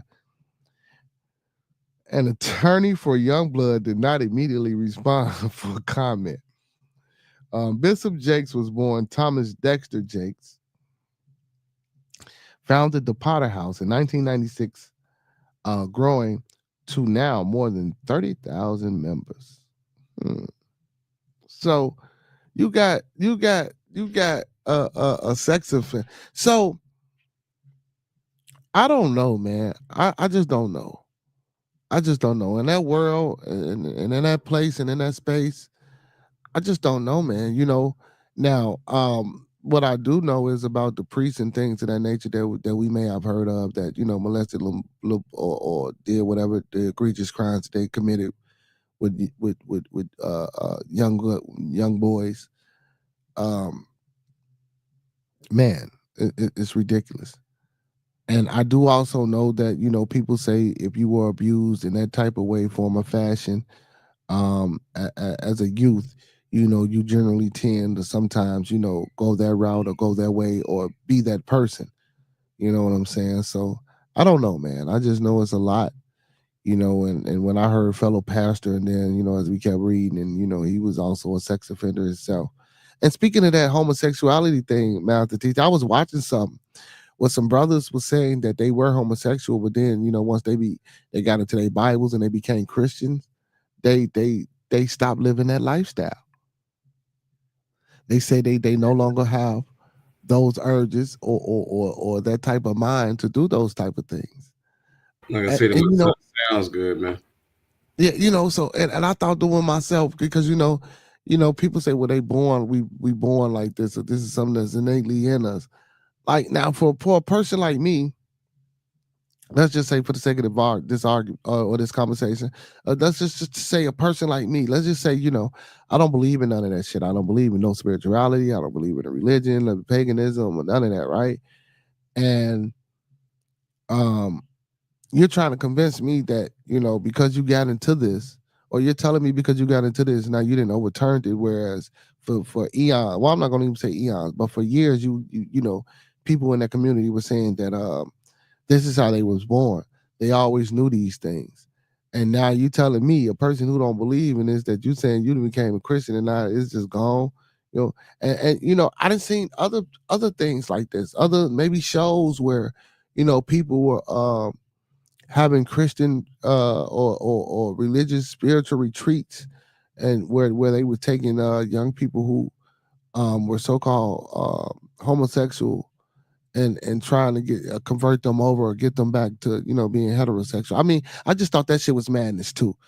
People gonna be people. You know what I'm saying? This ain't about converting and changing. Like, you are who you are. I believe in that.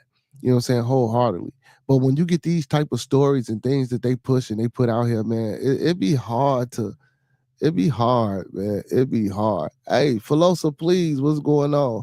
He say, panel dude, he say, what's the equation all about? Also, hello.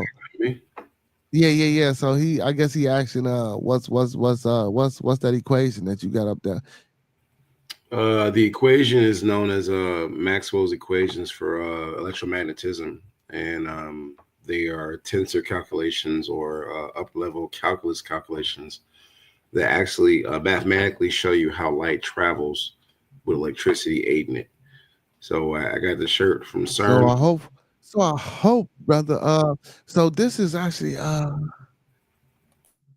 yeah, yeah, this is Brother Franklin. Yeah, yeah, yeah. So he says, yeah, he says you can suppress homosexual actions, but you can't stop being homosexual or having a Kinsey scale rating somewhere near it. Believe me, he said I tried not to be gay.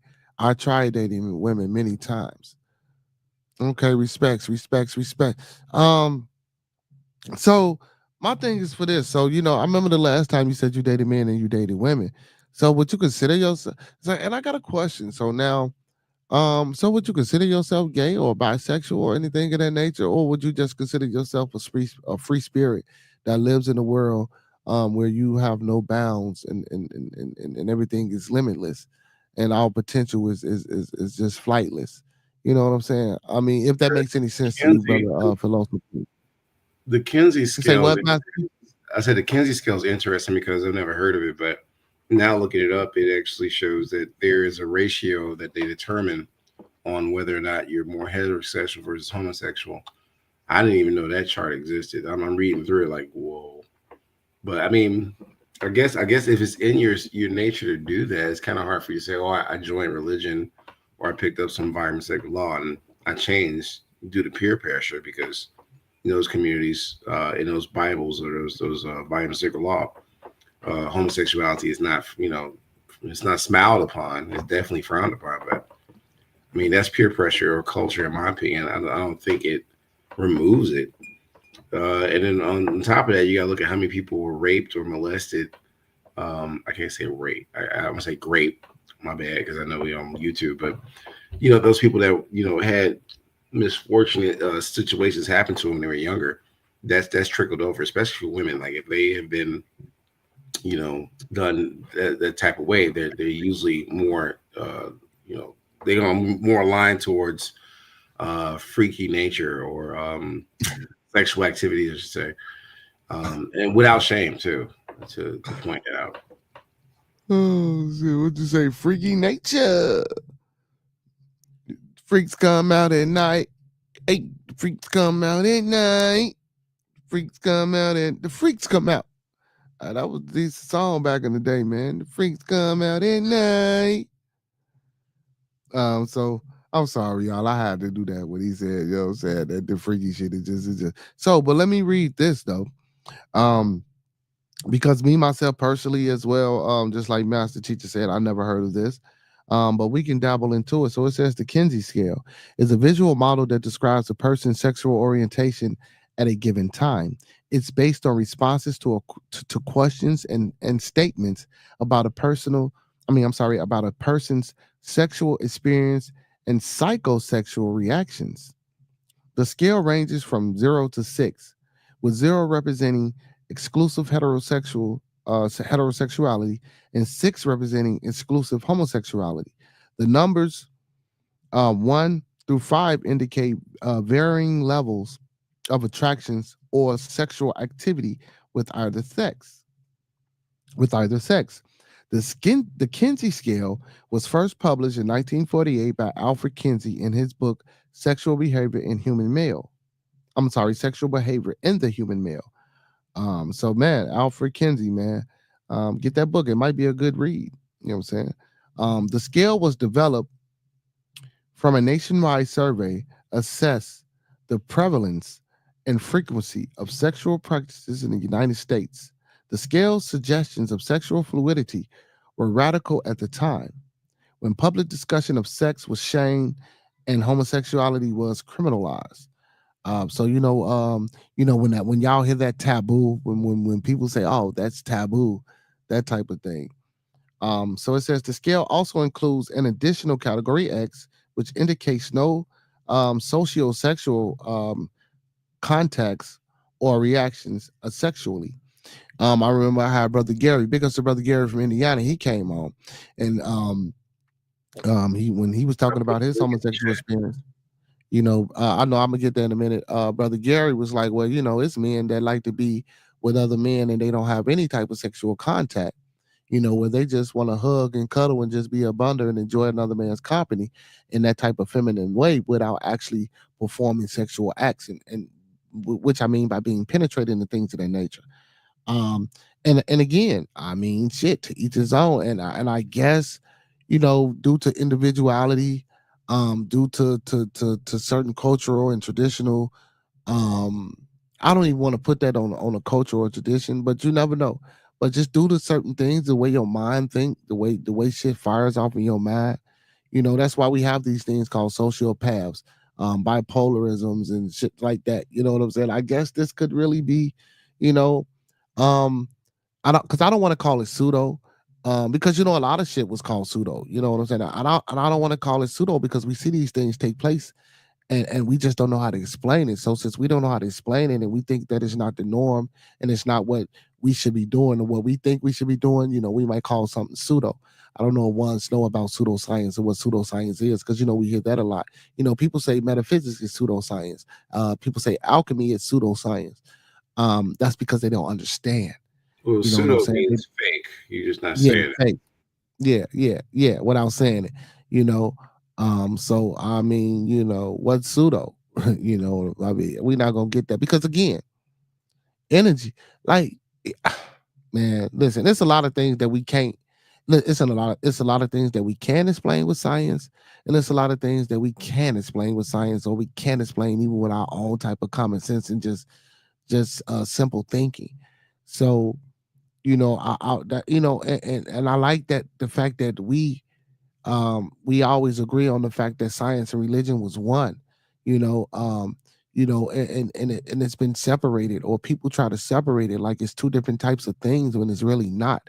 It's one thing. Science and religion is the same thing. But It just we get gives more away from science nowadays. It's more about culture and emotion. Because technically, I could say this is because can be considered like a mental illness. Because I don't know what's firing off in your brain where you think, unless you went to jail or something, where you think another man or another woman, the same sex is attractive. So you got to look at those chemicals firing off in your head. Like to the normal person, it'd be considered like something's really wrong. Whereas yeah, right. And it says you even research need the research scale, like something's not Yeah, right. so I know I'm looking at the scale now. It says researchers behind the Kinsey scale found that a person's number can change over time as their attraction and behavior and fantasies can change. Okay, let me see what the scale says. Let me see. So it says one, mostly heterosexual, only slightly homosexual. Two, mostly heterosexual, but more than slightly homosexual. And remember, zero is exclusively heterosexual. Three, equally heterosexual and homosexual. Four, mostly homosexual, but more slightly heterosexual. What? Five, mostly homosexual, only slightly heterosexual. And then six is homosexual. And I wonder why in X, no socio sexual contact or reaction. So we got people that don't give a fuck about a woman or a man. Just leave me alone. That's crazy too. You know what I'm saying? Like to have no type of or want any type of affection from anything. But I get it though. I get it because people can be, draining. So people can be very draining. So he said for simplicity's sake, yay.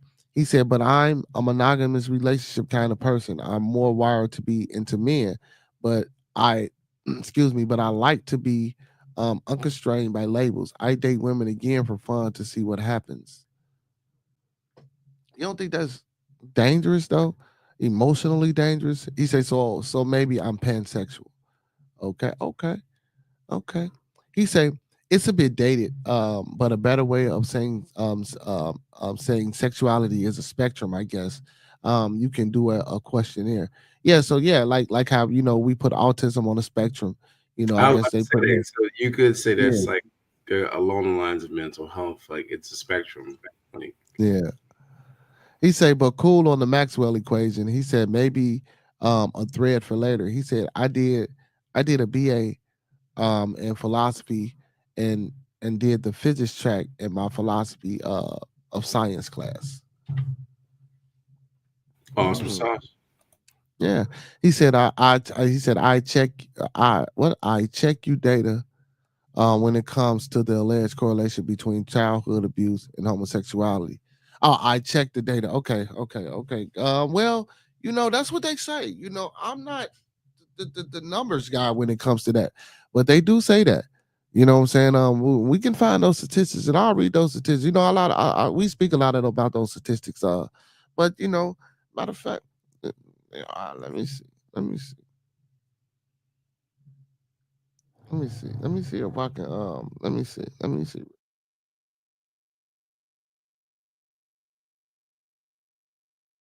Yeah, because I think the statistics show or have shown in the past that like a person's sexuality is more enhanced if they've gone through like what's on the screen, some type of abuse, some type of molestation, and it goes unchecked, especially if it's in a household where there is no nuclear family structure, and things kind of happen when unchecked, especially like in foster situations, adopted situations.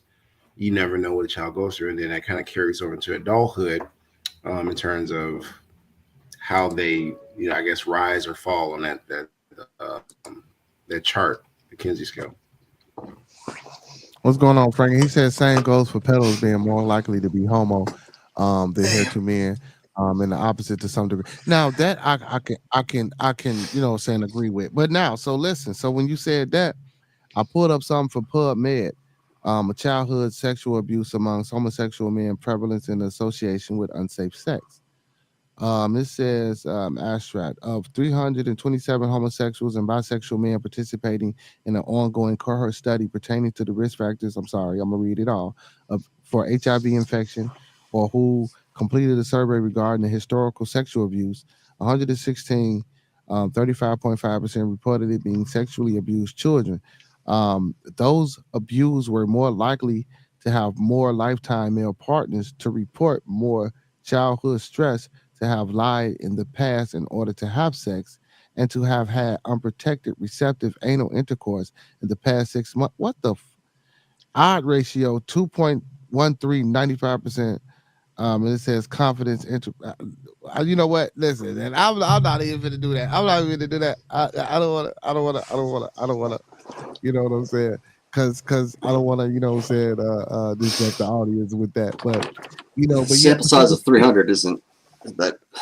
First of all, yeah, I know it's only 327 out of the many people in the world that participates in those type of sexual activities, and I get it. So I do understand what you're saying about those statistics could be wrong, but that's what any information. I was just watching some shit about census, and people arguing about whether people were calling themselves black during the census in 1987 or 60, some shit like that, and man, listen, whoever was conducting the census, whatever they wanted you to be, that's what you was gonna be. If African American and black one on the census and Negro was on the census, he was a nigga. I mean, it is what it is, But nowadays, like you say, it's so much expression. Like you say, like I use the word pansexual. It's so much expression. You got demisexual, pansexual, asexual, heterosexual, homosexuals, bisexual, trisexual, lateral sexuals. It's a lot of different type of understanding. Asexual. Asexual. Now if you study science, an asexual creature is a creature that reproduces on his own, right? Like a worm or some shit, right? But frogs, you have seahorses, something. But you got groups of people saying that they're asexual. Yeah. I mean, it is what it is. So, like Master Teacher said, are we to say it's a mental disorder, or are we to look at it like you? Well, not saying look at it like you, but or just take the approach of the Kinsey scale and use that scale as a measure or a guidance to try to facilitate the realm of of what we know as heterosexuality and homosexuality, which it doesn't make a difference. To me, a person is a person. You know what I'm saying? You love and bleed and have problems and go through the same shit that I go through. So that's neither here nor there. You know what I'm saying? But you know, there's no prevailing science past what I mean, say roughly the 70s or 80s that would classify it as a mental illness. So that's dated science. Nobody's nobody that's trusted or has a reputation academically saying that these days. Well, when I say shit, when I say things like that, I'm gonna say it's personal science. So when we're talking opinion. about right. So when we're talking about personal science and what people know as their norm, and I'm not knocking again. I'm not saying it like that to be, to have a combat, but I'm saying we have people out here who think like that. So according to personal science, what you just said, you still crazy, or you still got some type of mental, you know what I'm saying? That's how some people look at it. Well, I mean, I said it because, if you look at like how things are taught nowadays, and then also inserting what's happening with Trump with the whole culture change, there's only really two genders in science. The rest is being added. So it's kind of like sexes. Now we're going to beyond. Just a vocab check. Sexes, as far as humans go. Sexes? Gender. Yeah, there's male and female sexes. Gender identity is a separate thing that also can, for some people, fluctuate and be on a spectrum or be somewhere. So, for example, that's fine. But as far as Darwinism and far as science, I can't teach pronouns. I can't teach identities. I have to teach male or female. And then if you want to go into asexual nature, you talk about reptiles maybe, but you can't go too far. Everything else is a made up concept. Yeah, if you want to teach pure biology, yes, you would be talking about hormones, XX, XY, or in the case of intersex folks, XY, I believe it is. Who has genitalia that's not quite one, not quite the other. Yeah, I'm just saying it's not in the textbook. I can't teach that. The rest of it is just a social construct. It's not even valid science. But I'm happy to be your resident expert and answer the questions. Okay, but see, so resident expert, with a person of your educational prowess and background, how can you even sit up here and say some of the things that you say? Listen, because you seem to be a real weird individual, and I'm not knocking. We just asked the question, so I don't want you to get offended, because I had a brother come on the other day. We were talking about religion, and he got offended. We just doing this for conversation, so you still my mouth, you my N-word even after the show. We just doing this for the show, right? But so for a person of your intellectual understanding, how could you sit here and say some shit like that? Like what? Honestly, now we just talking as boys. How could you sit here and say that shit, bro, about sexes and then come on, man, listen. You either born a man or you either born a woman. Or intersex. But yes, that's biology. I don't know where the confusion is. That's talking about biology, sexes, and because gender. you said identity. Because you said identity and identify. So if you was birthed and you were born, look up an image called the. Hold on. So if you was born as a male, how can you identify as a woman?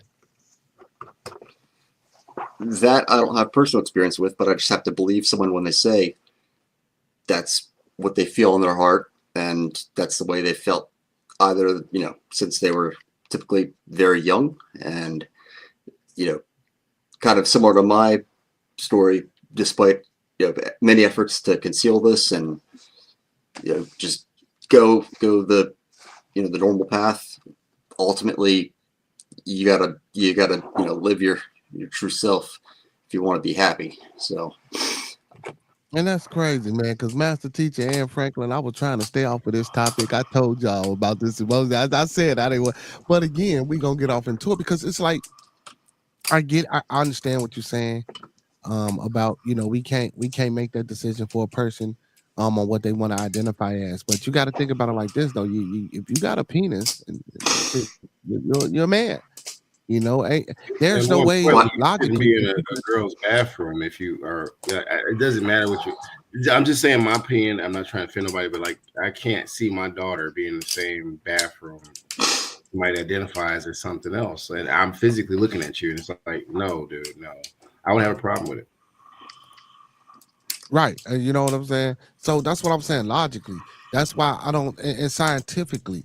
Now, see, that's why I didn't want to get it really into that because they are emotionally attached. And there's no scientific or no logical reason or explanation that you identify with the opposite sex and you're the other sex. I just don't get that. Now, just because I don't get it and I don't subscribe to it don't mean I don't support and encourage whatever you're trying to do. I just choose not to be around that if that's what you're doing, especially if you're pushing it off on me or trying to influence anything in my realm of perspective. Now, because and don't get me wrong, and I'm not saying because all don't do that. I'm not saying that every person that you're going to meet that's a homosexual is going to push homosexuality on you. Just like any person that you meet that's bisexual or heterosexual, they're not going to push bisexuality or heterosexual on you. You're going to have their views and understanding and correlation to their experiences with what they do as far as being bisexual, heterosexual, or homosexual. But 9 times out of 10, well, and I don't want to say this about heterosexuals because the macho behavior that some men supposedly display. They say it's abrasive, it's aggressive. So it may seem as though a heterosexual male is pushing heterosexuality on you, but that's just some macho N-word. That's just some man shit. That's what men do. Not necessarily innately to try to change your mind about being who you are or make you feel bad about being who you are. That's just how we grew up. It's just how things are. Not saying that it's right or wrong, but we know in life that's how things are. When you grow up, like we always say, when you fall down as a little boy, what they say, Master Teacher and Frankie, get up, brush that shit off. Dust yourself off. Well, you be all right. Just a couple quick things. It seems like we jumped right into like the trans wedge issues, and while I'm also, well, maybe not also, while I'm very sympathetic of the community, that doesn't mean I necessarily am on board with every single aspect of it. Okay. And there are reasons why there's no easy answer to things like bathrooms or sports. I can dispel some misinformation on that front, but I don't find it interesting. It seems like everyone wants to argue about trans people these days, and I'm so tired of it. And the second thing has already left my mind. I'll get back to you. Oh, well, I just watched. Well, speaking about the trans thing, y'all, I just seen the video about a guy that turned into a woman and a woman that turned into a guy, and they're having a baby. I say, what the hell?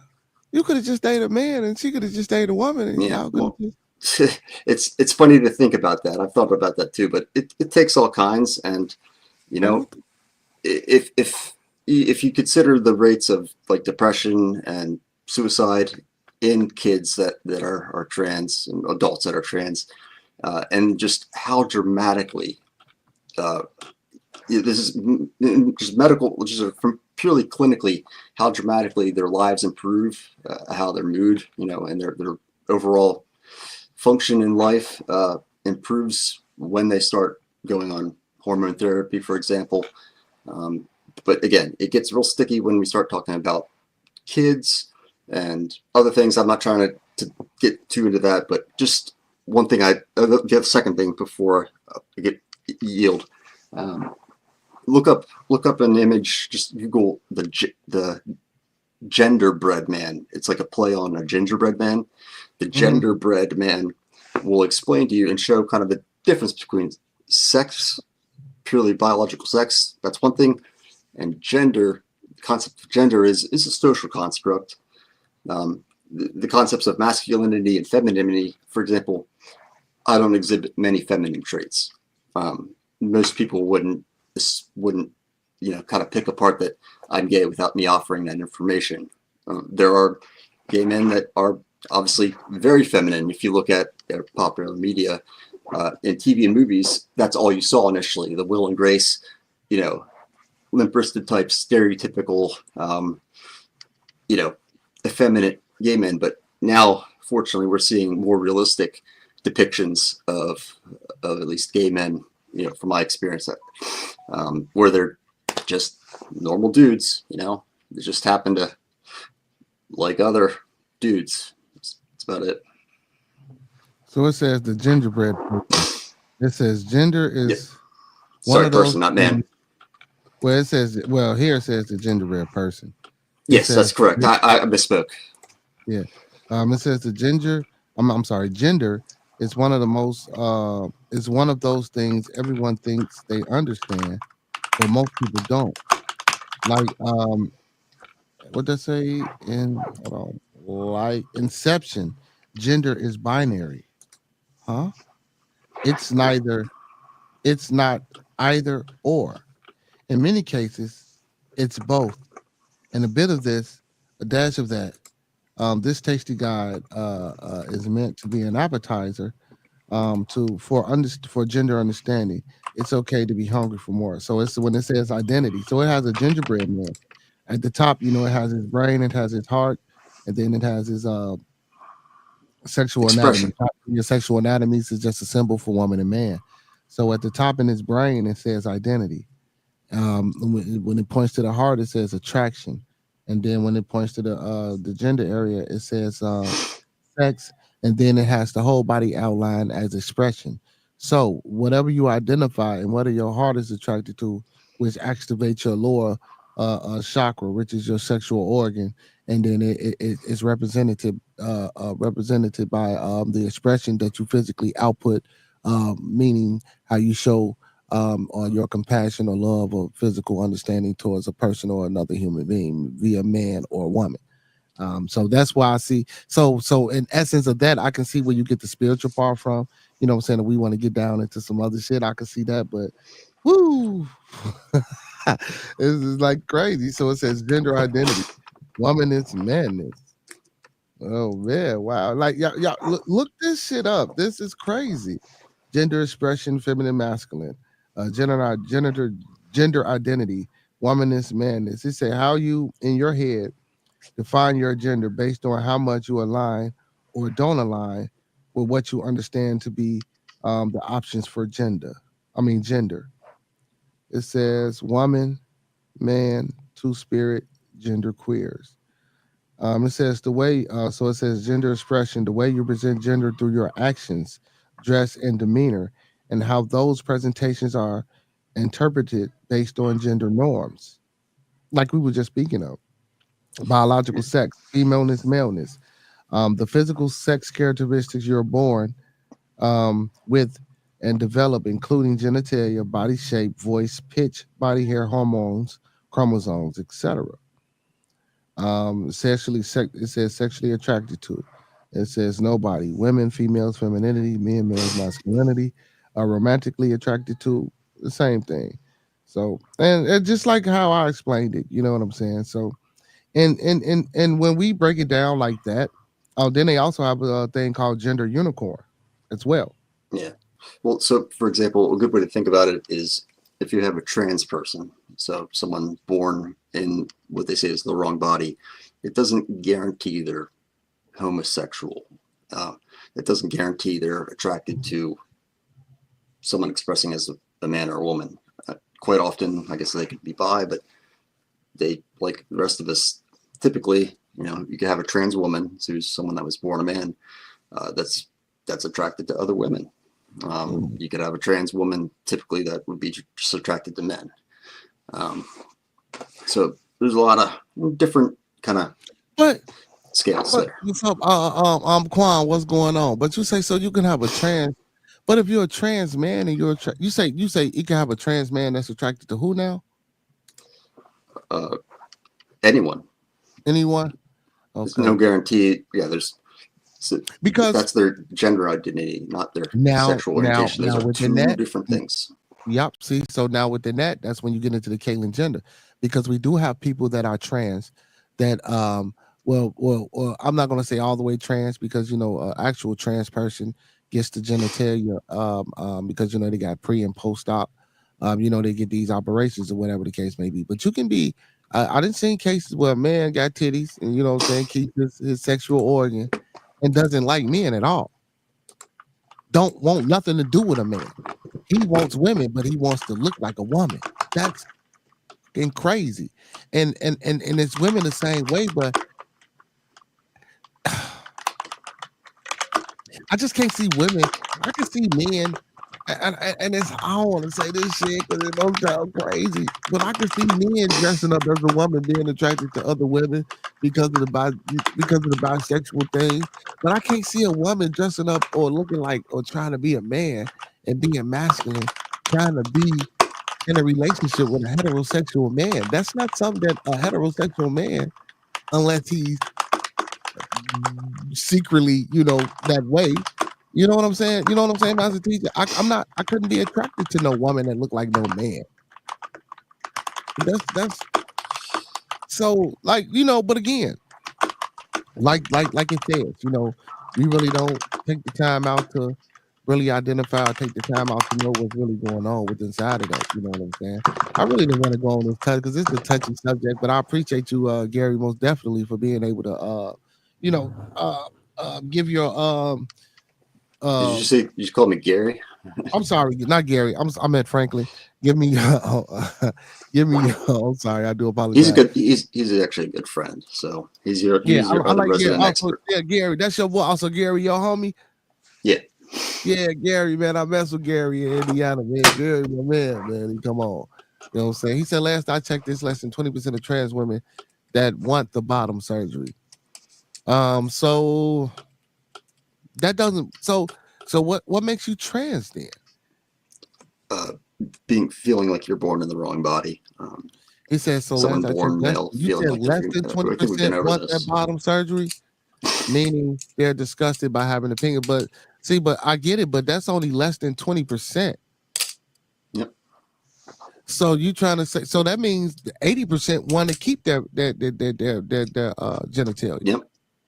What yep, it's there, decide not to change it. But he said, but do not in any way feel like a man, and that's okay. You don't have to feel like a man. You know what I'm saying? In that instance, I understand that and I get it. But those. But listen, man, these are, and it's crazy. So what do you think about Trump? Trump trying to put an end to all that. Trump say ain't finna be no more of that. Ain't no more operations. You are what you are. He finna change that. Ain't no more pronoun shit. Whatever. Look, if you're born a man, you're gonna be a man. If not, you're gonna conform, and vice versa. What you think about that?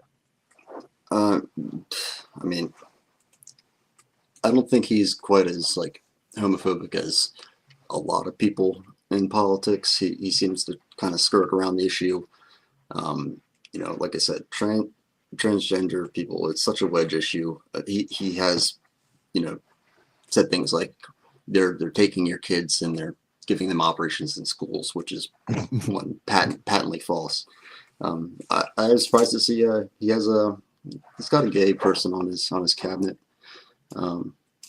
He doesn't seem too worried. I don't think personally he's upset about any of that. But as far as politically, he's got to sort of toe the line, right?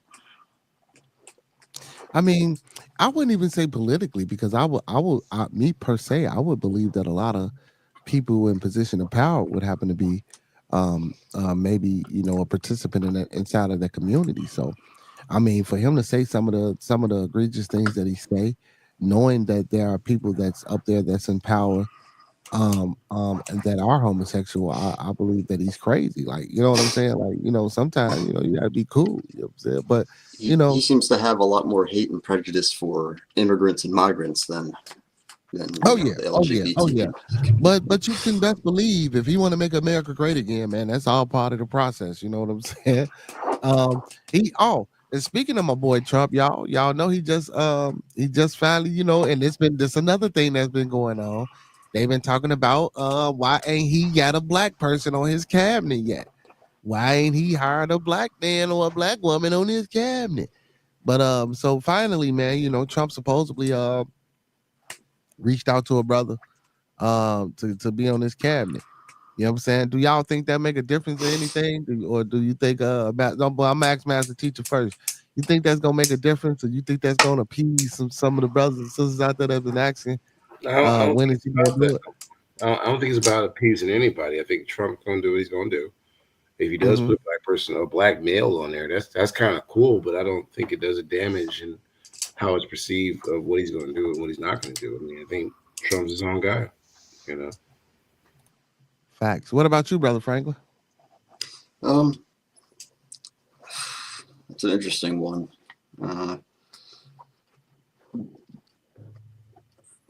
I really don't know.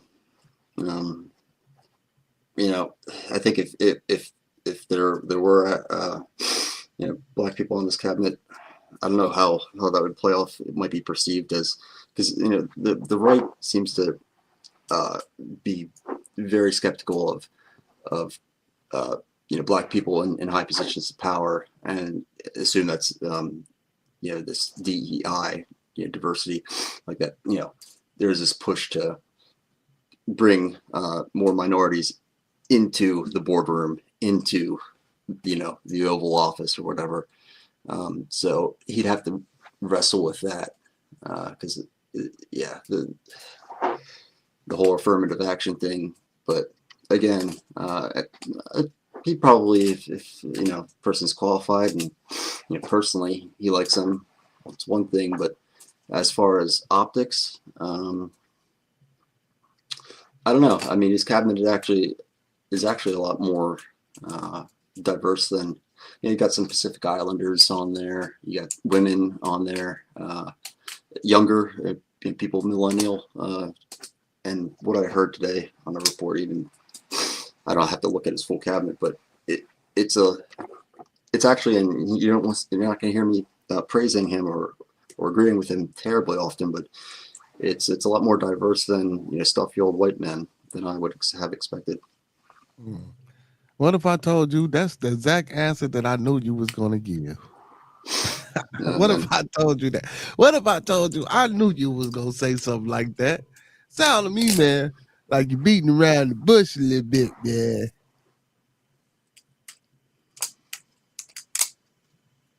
You know what I'm saying? But for me, I asked you guys the question. I attempt to answer it. I don't think it makes a difference. I'm going to agree with. Matter of fact, I'm going to agree with both of you guys a little bit. He does have a lot of diversity inside of his cabinet, and like Master Teacher said, I don't think that it matters one way or another, or he's trying to appease anybody. I think he's making decisions upon who he believes is going to be loyal to him, who he believes is going to push and promote his cause the best way that he wants it represented, and that's what he's going to do. And to speak to that affirmative action, man, that affirmative action, that shit been long. That shit been dead for so long. They gave us affirmative action and took it right away within the 5 years of it being in existence. Everybody can fight for affirmative action nowadays, man. That shit crazy. Oh man. Before we get up out of here, man, real quick. Hey, man, I don't know if you heard for all my Chicago people, man. 102nd or 103rd and Houston, man, right there on the corner of that Harold's Chicken. Somebody drove into it. So they still open and they serving about of it, and it's crazy, man. They serving out of it while it's open, bro. It's like a big ass hole in the wall. It's ridiculous, man. Like, you know what I'm saying? I guess another one of them drunk nights, man. People out here doing what they ain't got no business doing. It's crazy. Also, real quick, man shot, found unconscious on the street, previously served by spot shotter. So Chicago, we really been going up in the uproar, having an uproar with Mayor Brandon Johnson with this spot shotter thing about identifying gunshots and potential, victims laying in the street. He still ain't renewed his contract. They went into a meeting and they were supposed to talk about renewing it, and he still didn't. And we got a lot of peoples that's going down to these council members, really, really, really, really pushing about getting back. And he still ain't made a move on it. You know what I'm saying? So man, so last thing that I really want to talk about, which I think is depressing because we go through this every amount of years, and then we can get up out of here. And I just want to get you guys. So I'm gonna read the title, read the article, then I'm gonna get you guys' opinion, and we're gonna get up out of here. I know you're in Baltimore, but brother Frank, but I know that this could be a potential maybe threat or harm to you guys' city as well as far as education. Even though you guys might not be striking or I don't know y'all plan, but it says Chicago Board of Education pressures school chief to settle teacher contract in up and coming days. It says the Chicago Public School Board is pushing district CEO Pedro Martinez to quickly wrap up contract talks with Chicago's teacher union. In a letter sent Friday, obtained by Chalkbeat, board members demanded a fully executed contract in the coming days. An extraordinary act, given that the two-sided remains far apart on key issues, and are gearing up to bring in a neutral fact finder to assess the district's financial situation and potential impact on union proposals in December. Board members wrote to Martinez to speed up the negotiations the same day the union sent the board a letter asking them to put pressure on the district administrators to settle.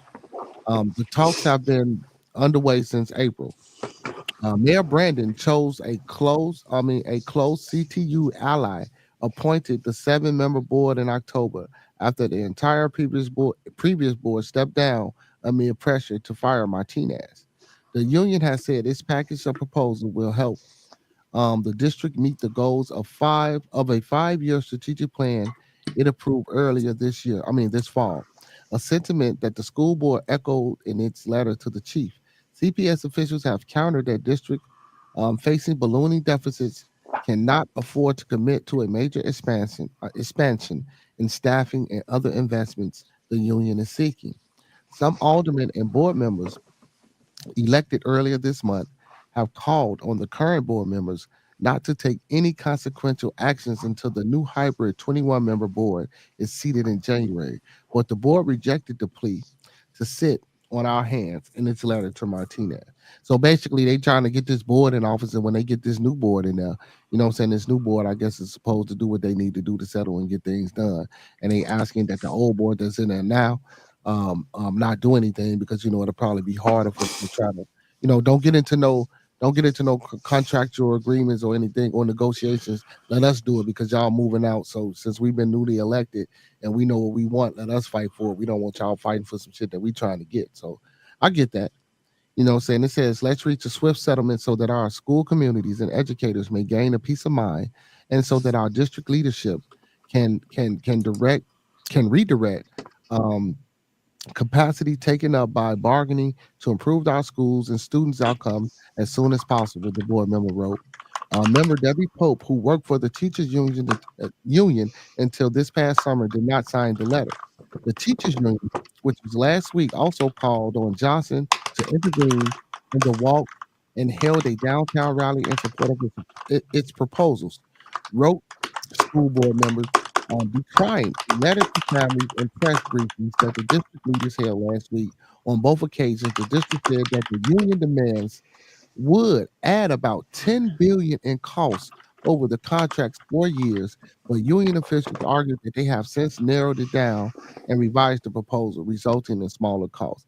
So, as an educator, I'm not gonna read the rest of the article. That's it. But as an educator, master teacher, um, in the state of Illinois, what do you think about this proposal or negotiation contracts that's going on with Illinois?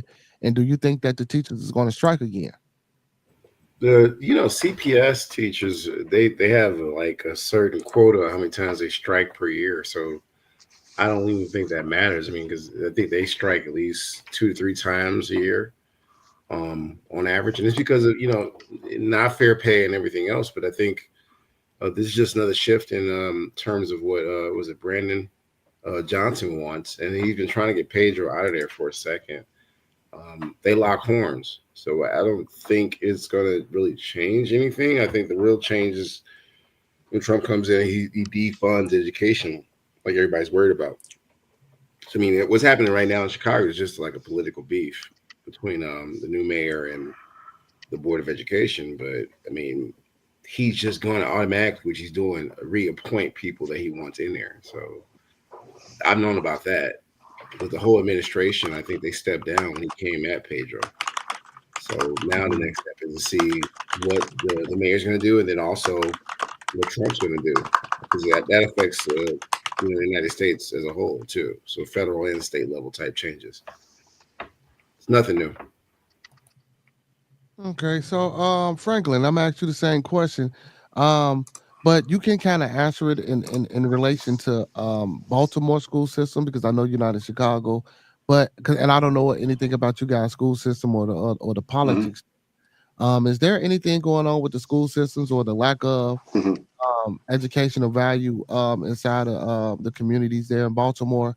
I don't know if there's a strike or anything of that nature, but just off the article that I read, with us wanting 10 billion here to help out the students in Chicago, do you think that's a thing? Because I'm asking from your opinion, from your state, do you think that's something that's a good thing and that can be um more widely spread across the educational networking system abroad, meaning other states as well? Give them the funding to better have systems or put systems and things in place to better educate and produce better I don't want to say better, but more productive younger citizens of society.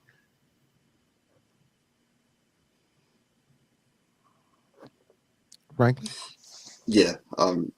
First off, I'm kind of a transplant. I grew up. Oops, I'm hearing myself. I gotta mute something. There we go. I grew up next county over in the burbs. So my education experience was K through, well, entirely different from those in the city. It was good.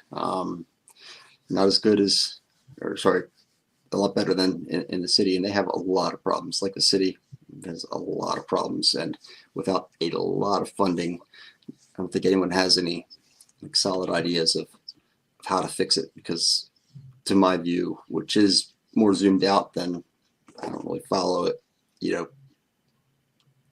locally, in depth, is something needs to happen to address the systemic issues where kids are born into homes where parents are absent or on drugs, and there's food deserts where there's, well, that's not a good example, but there's not a lot of opportunity, and it's easy. It seems easy to get sucked into street life and drugs and violence, and hard to get out in a lot of cases. The most recent local news example that made a big stink was some legislation to try to address the fact that you have kids, 13, 14-year-olds, convicted of attempted murder or accused of attempted murder, stuff like that are put into the juvenile, kicked out of it after a while, and were right back in the classroom, and people were complaining that their kids were in a classroom with, I guess, one case with a 17-year-old that was convicted as being a rapist, and I guess the system didn't catch that or somehow allowed for that, but it's rough, man. Literacy rates are bad. There needs to be, you got to throw a lot of money at it to have systemic, family-based programs and educational programs as well. You could use a lot of fixing up. Sad. Yeah, that's true, man. Hey, man, you sound like you got a plan, man. We might need to put you on the board, man. We might need to call Trump and tell Trump to to come get you. Hey, Professor Remo says Trump can't say anything about the LGBT when he was on camera sucking face with Rudy Giuliani in a dress. I don't know nothing about that, Remo. I don't know nothing about that, Professor. I don't know nothing about that. You know what I'm saying? But yeah, man. So y'all know what it is, man. We had another great episode of Bearded Conversation, man. Great discussion, Franklin, man. Hey, man, try to tune in earlier, man. You know, man, I love when you come on, bro. Like the conversation, man, bro. You give it to us. You give us your opinion, bro. You don't bow down. You stay in there, man. It's like a good well, I don't want to say heavyweight, but a good lightweight. You know, well, I'm gonna even say lightweight. We gonna say bantamweight fight. You know what I'm saying? Like, yeah, you be in there. Not that we be fighting, but you know, just the comparison of you know your morals, your convictions, your commitment on the things that you say, and you stand your ground.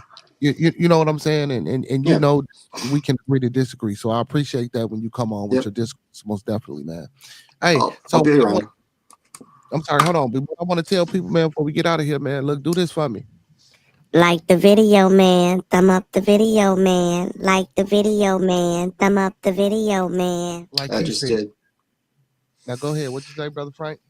I'll be around. I'm subscribed. I hit the like. You know, you be up in my algorithm if I hit the YouTube button. You say you're on like 4 days a week or something like that. Yeah, man. Every Monday through Thursday, 9 to 11, man. You know, 9 p.m. Central, we go live, man. So I appreciate you for tuning in. Will you be tuning in, man? You know. Yep. You know, you helped the stream, the last man. time.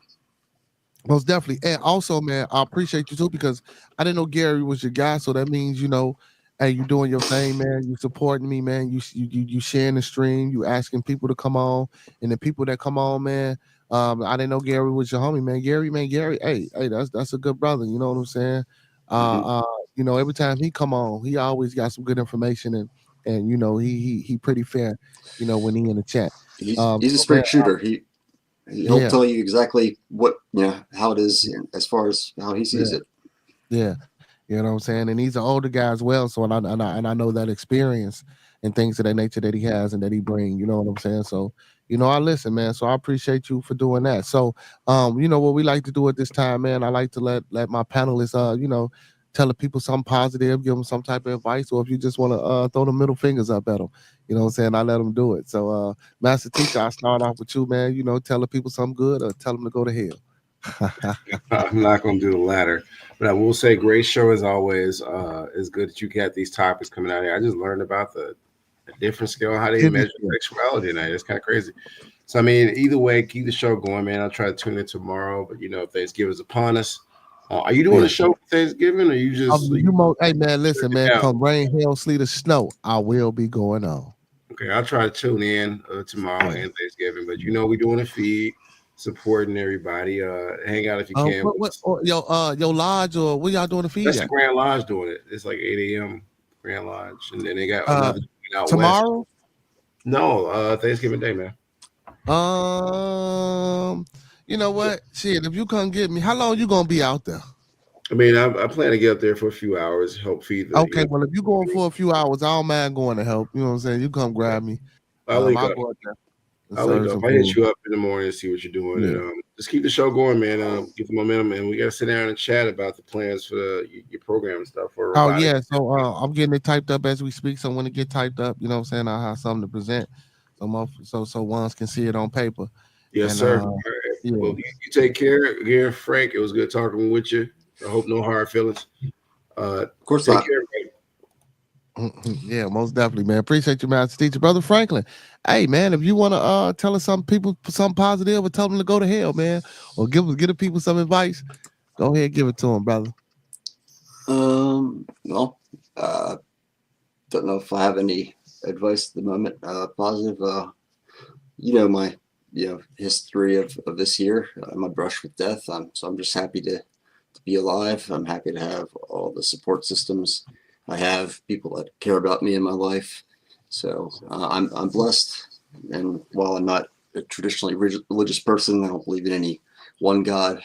You know, whatever force there is out in the universe, you know, it's smiling on me. So I hope it does for everybody else.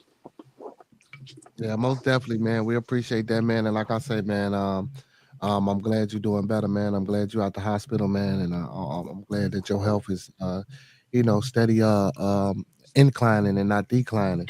You know what I'm saying. We need you around, man. We need more spirits and more brothers like you, man. That's got great minds and good understanding. you know what I'm saying, and willing to build and help and network and bring things in, more positive things into fruition.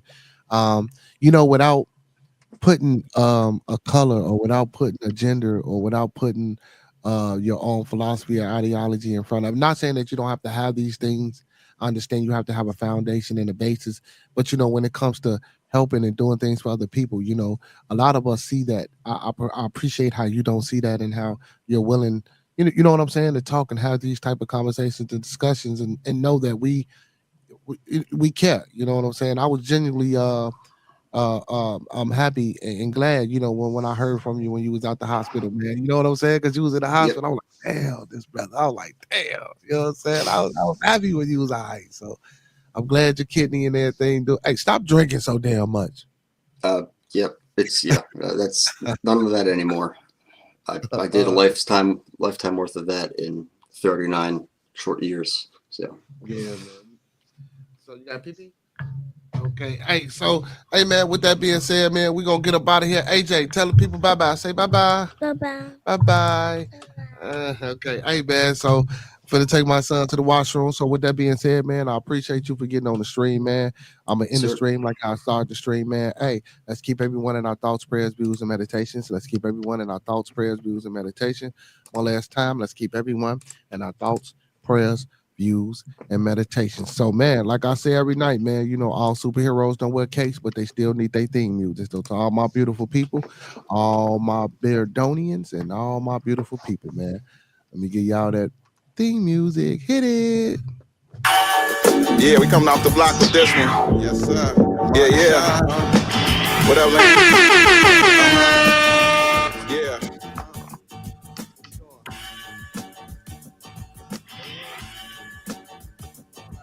Bearded conversation, homie, tap in. Why you hate? You already know we locked in. The world's greatest. Broadcasting live and they love it, but don't judge us.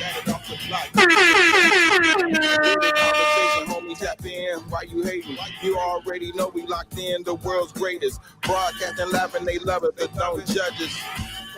Yo, man, appreciate everybody for tuning in, man, for another great episode of Bearded Conversation, man. It's Toxiq Tuesday. Hey, don't forget to check your boy out every Monday through Thursday, 9 to 11 p.m., man, 9 p.m. Central. Make sure you check your boy out. Hey, man, also, don't forget to like, comment, subscribe, and thumb up the video and share the content, y'all. We're trying to get to 200 subs before the end of the year, man. Help your boy get monetized, man. Help me. Managing several businesses, t-shirts, podcasts. No, you don't need a membership. Just follow us on YouTube. Knowledge Supreme Infinite. Chicago got a different excited. Let's talk about it. Going live, check your notifications so you can holler or leave it in the comment. Debate it. Just being honest. Yo, man, make sure y'all tune in tomorrow for Wild Ass Wednesday, man. Same black time, same black channel. Talk black to me, y'all. Tell a friend off the block. Bearded conversation, homie, tap in. Why you hating? Y'all know what it is, man. Like I tell y'all every night, man. I love y'all. Without y'all, it wouldn't be no bearded conversation, man. Hey, those that fuck with us. Those that don't, fuck with us anyway. And we out. We locked in, the world's greatest. Broadcasting live and they love it, but don't judge us. Got it off the block, giving it back. Come on. The hood lovers. Off the block, giving it back. The hood lovers. Broadcasting live. Off the block, giving it back. Off the block, Giving it back. Bearded conversation, man. Big ups to Roscoe P. Big ups to L Boogie. Hey, also, man, make sure y'all go check out Demond_Dushan on all music streaming platforms. That's Demond_Dushan. Hey, man, and support your local weed man, and shout out to your local weed man, especially if he got them good Scooby snacks. Hey, man, y'all know what it is, man. You know what I'm saying? Good episode, good show tonight, man. Tune in tomorrow, man, 9 to 11, 9 p.m. Central for your boy, man, the Con, man. You know what I'm saying? We don't know what's going to be in the building. We don't know what's going to happen. But I'm going to leave y'all with this, man. When we meet, may we always meet on the level. Once we're in each other's presence, may we always be humble and plumb. And when we leave each other's presence, may we always part on the square. So with that being said, man, you know what I'm saying? I just want to say good night. Peace, shalom, hotep, and all of the above to the beautiful people, man. And also, man, don't forget to hit that cash out, man. Support the channel, help the movement, man. You know what I'm saying? That's $Bearded Bucks with a Z, $Bearded Bucks with a Z. For those in the back, Bearded Bucks with a Z. And also, man, hey, support us, man. You know, HBY, helping building the youth, a non-profit organization that means And me and a few of the other brothers started that we trying to get going, man, to you know, bring some insight and being a beacon of light in our community. So help the brothers out, man, bring these good things to the youth, you know what I'm saying, so we can support and demonstrate the way we need to demonstrate. So with that being said, man, also big ups to Rolling Birds. I know some people might not like the brothers, some people fuck with them, some people don't, but big ups to Rolling Birds, man, another Chicago native, man. Also, man, come to Chicago, man, spend your money, share your money. Also, find your boy the Con, man, support me, donate, sponsor. Y'all know what it is, man. Help get HBY off the ground. Help grow the podcast, man. You know, and just help be peaceful, man. Again, man, we all about peace, love, respect, motivation, inspiration here on Being a Conversation. Hey, this the longest outro I didn't have, but man, I feel like it ain't enough, man. But with that being said, man, I'm out. Appreciate y'all. Good night.